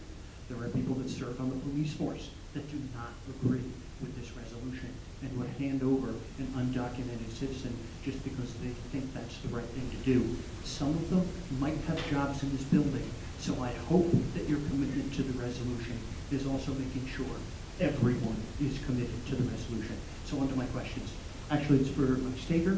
I noticed on the budget that there was an 11% drop for the technology, and I know that that came from Governor Hochul, but I'm wondering if we know what determined that need to decrease that by 11%, especially since it seems like it's going to be a part of the stuff that we're going to need going forward with this commitment we've made. Yeah, I don't feel like there's a problem with answering. The more questions about the budget we get, the better, personally. You may not have an answer, by the way, but I'm curious if we know the thought process. Not this. Yes, so that software, textbooks, those are all expense-based aids. So it's based off of what we spent in 24, 25 is how the governor determines how much aid we're gonna get for the upcoming year. So in the prior year, we probably spent more in those in that particular category, so that's why it's down in the upcoming budget. Now, what determines the TSR and the ESR for the retirement? One went up, one went down. I'm just curious what goes into that decision-making process as well. Those are state retirement systems. Those are rates that they calculate that employers have to contribute to employee salaries towards their pensions as well. Part of it has to do with like markets, how markets are doing. I'm not 100% sure of everything that goes into their calculation, but those are determined by the state for every school district, every village that are part of ERS. Those rates are all the same. Thank you very much. And actually, for Junior Vale, I have the one about the report you did. My son's in 7th grade, as you might know. He's only maybe 2% a troublemaker. Good kid, mostly. So anyway, I noticed that the report you were basing everything on was from 2017. Do we think that the margin of error creates a gap of information that might make a newer survey more valuable? Or do we feel like that information is pretty valuable still? It was the same survey that I gave in 2017, but this time I gave it in 2025. Oh, okay. It's like it's the same climate survey. Okay, So it was very given good. twice, 2017 and 2025. Very good. Thank you very much. That's it. Thank you very much. Thank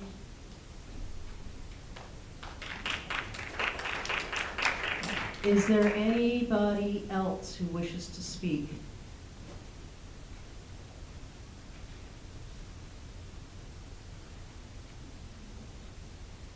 You can sit right next to him. He's a friendly guy, and you just use that mic.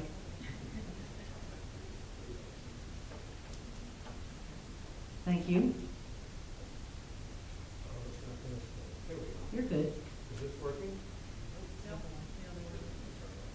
I think it's one of the, Working?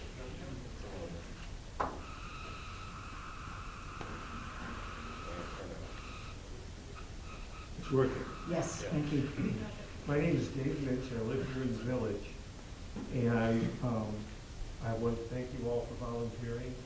I know what that's like. I've been on one of the village boards for 35 years, and I have been late to some of them. thank you. And I'm here to urge you to... Really talk right into it, yep. Okay. I'm here to urge you to vote for this resolution because, as you all know, if the child is afraid, it's very difficult to learn. And creating an environment here where they can feel safe is really critical. But there's an added benefit to passing this resolution, which is you're passing the message to all these children that the community is behind them so that they know they're safer at home also. Passing this resolution is a huge benefit for this. It's governing from the bottom up. And you have a lot of power here, and I hope you take advantage of that.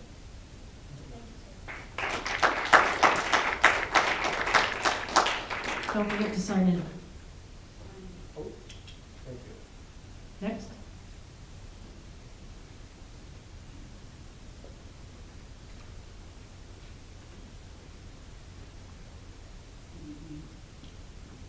Can you hear me? Yeah, you're gonna have to talk right into it. My name is Lori Hopkins. I work with special needs children. My name is Lori Hopkins. I work with special needs children for 32 years in the community. I live on West Bridge Street.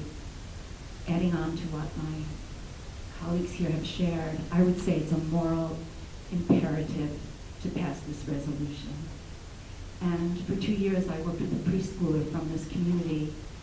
I recently learned that she and her parents were taken by ICE. And you talk about grief.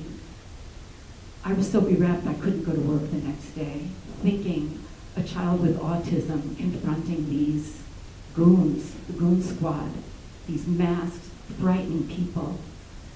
It was horrific, and it really took me a few days to get over it. So perhaps trauma-informed care now is being expanded to those of us who work with these children. And when a comment was made about upholding, of course, federal law, listening just now, I had a knee-jerk reaction. Well, our federal law is actually violating the rule of law and condoning these atrocities. So thank goodness we are in New York State, where we are upholding moral imperatives to take care of our children. So I thank you. I'm happy with what I heard, but I also want to emphasize what Lanny Walters said, that perhaps not unanimous, but a majority, and we must protect our children. Thank you.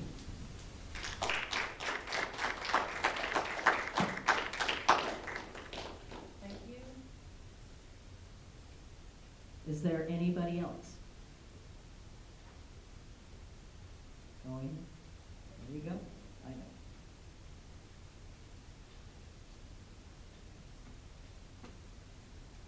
Hello. Hi, Is that loud? No. Right into it. Yeah, you can pull that forward and tilt that down. These are very tight mic stands. Rich will hold on to it. Hello, my name is Sue Rosenberg. I live in West Saugerties.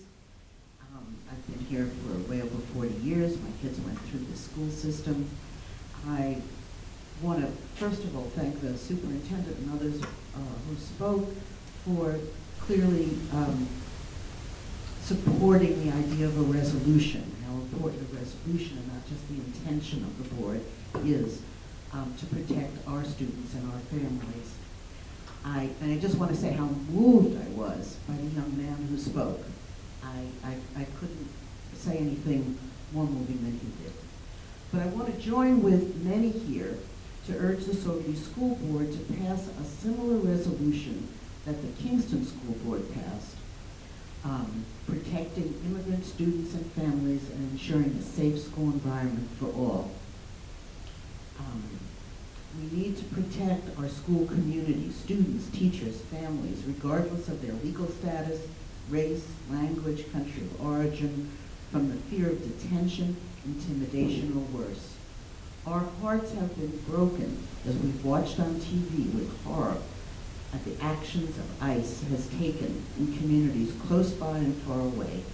We know that Ulster County is already experiencing ICE activities, including detentions, family separations, and deportation affecting kids and families. We know that some kids and families are afraid to go to school or school activities. Some parents are afraid to go to work or shop.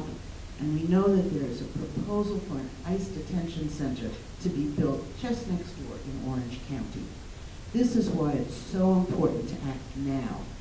We know that just the intention or the plans of the Saugerties School District to follow these guidelines may not be enough, and you know that as well.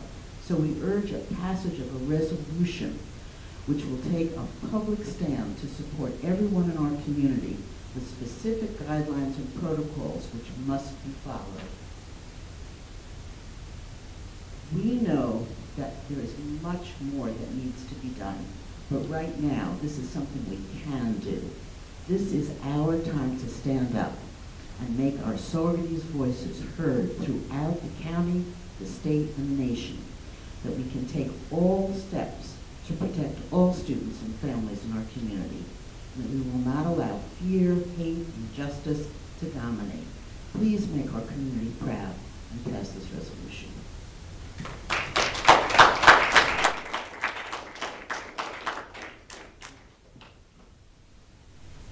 Anybody else? Anybody else? Okay. Well, let's see. So we now are at our proposed executive session. We will be, I need a motion to move into executive session. We are moving into executive session to discuss multiple RFPs that are going out for professional services and an update on separate confidential personnel matters within the district. Can I have a motion? So moved. I will, yeah. We will not be voting on anything when we come back out. You're welcome to stay and say hello, but we won't be voting on anything. All the action's over. Ms. Arizari is second. Any discussion? All in favor? Aye. Right.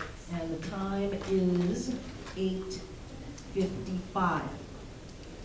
Thank you, everybody, for coming.